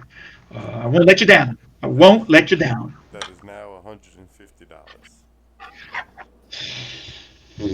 But seriously, let me just go first, and then everybody Okay, and get he's along. like, he starts backing the car off.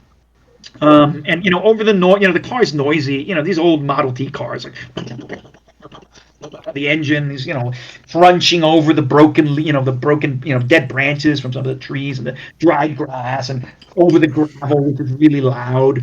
But unlike you do notice one thing. Like even when you got into town, the one thing is you're in the countryside. There's insects normally buzzing everywhere, and bumblebees and birds and stuff. You know what?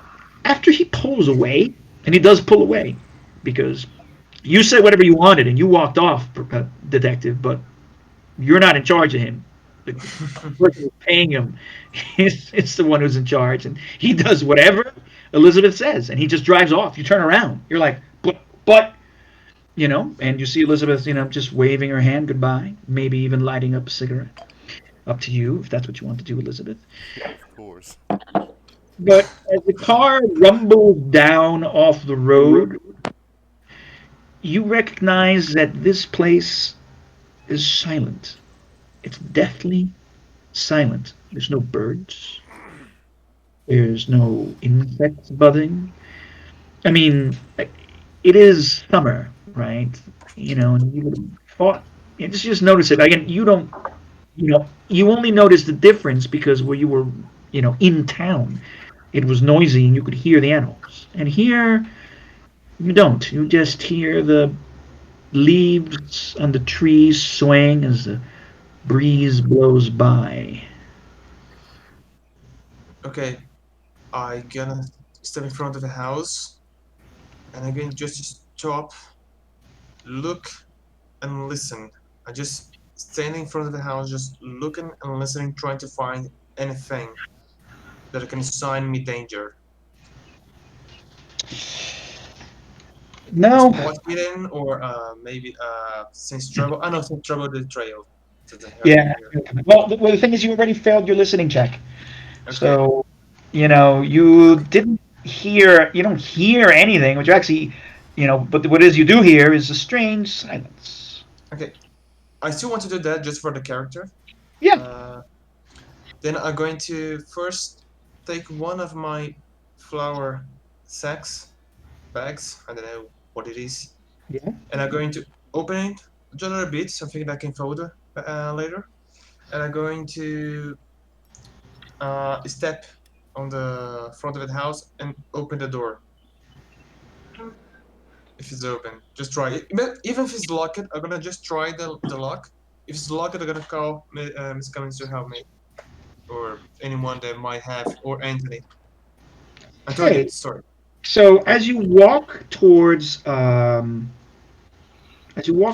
farmhouse, again, there's some trees and things in front of that, live trees in front of the farmhouse, right? Not just this dead tree that that's sort of pointed at where the road is, right? Because what I want you to make sure you understand is that this road, like you see the road that goes from left to right, Mm-hmm. towards the right is actually it leads to like the second dirt road. Like if you wanted to go out of here, you'd have to drive towards the right, make a left on another dirt road, and make a right on the other road to get yourself back to Ross's corner. I'm just saying, again, it's kind of it's like really removed, right, from Okay, from I understand. and I got so it. there's some trees near here, right? When you get here, and it's probably a little off to the left. You can't see it, but there's some trees there, and what you'll notice that on those trees, because you're walking closer, and everyone can notice this, is that there was a porch there, right? One of these old sort of like a porch swing, right? It would have been on chains, like a bench on chains. It's lying in the grass, which has grown long, um, and the chains themselves are hanging from the tree branches, and they're just swinging in the breeze, you know, creaking because they must be quite rusty. Okay.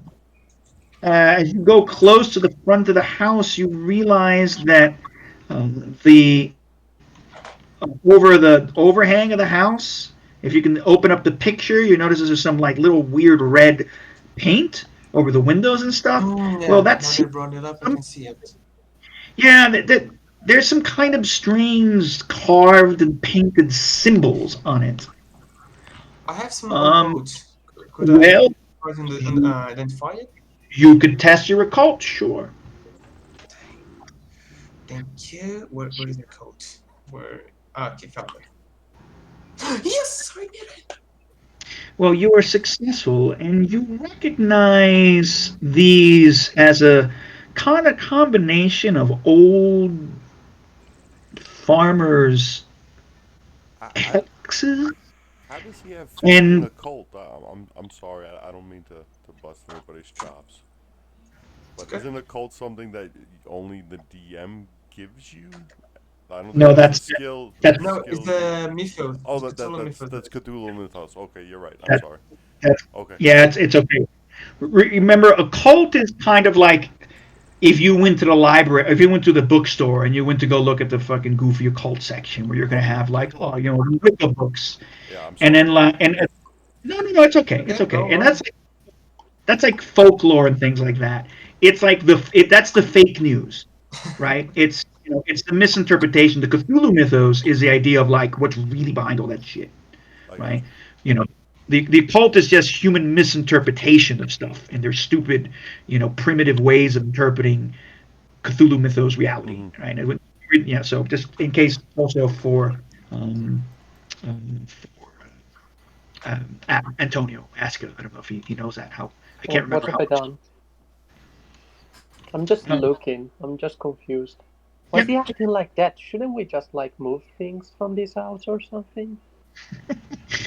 this place is really creepy, man, and weird to you. You're half drunk, and this whole thing. I mean, it's a headache, and this whole thing in the middle of nowhere. I mean, it's just terrible. You're not used to the countryside. You've been living in Manhattan, tenement houses for a couple of years now. You kind of like the fresh air, but you wish you didn't have to puke. But this place just looks crappy. Like you got to go back to your tenement house almost. But so I was gonna say, yeah, there's these old school country's hexes combined with what are symbols of power used to ward against otherworldly spirits, Hmm. and that is what you recognize these things as. There's a single door in the front, and there's a small oil lamp hanging from the wall beside it. You already have the key to the front door. It came with the deed of the house in the box that Professor Marion gave you. You have this old school skeleton key, old and rusty. You put it in the lock. It's hard to turn. You open the door. Rusty hinges squeal. The door's hard to open, right? And you really push against it. And it opens into a dark and dusty room. And I will leave it at that because it is 10:30. Okay.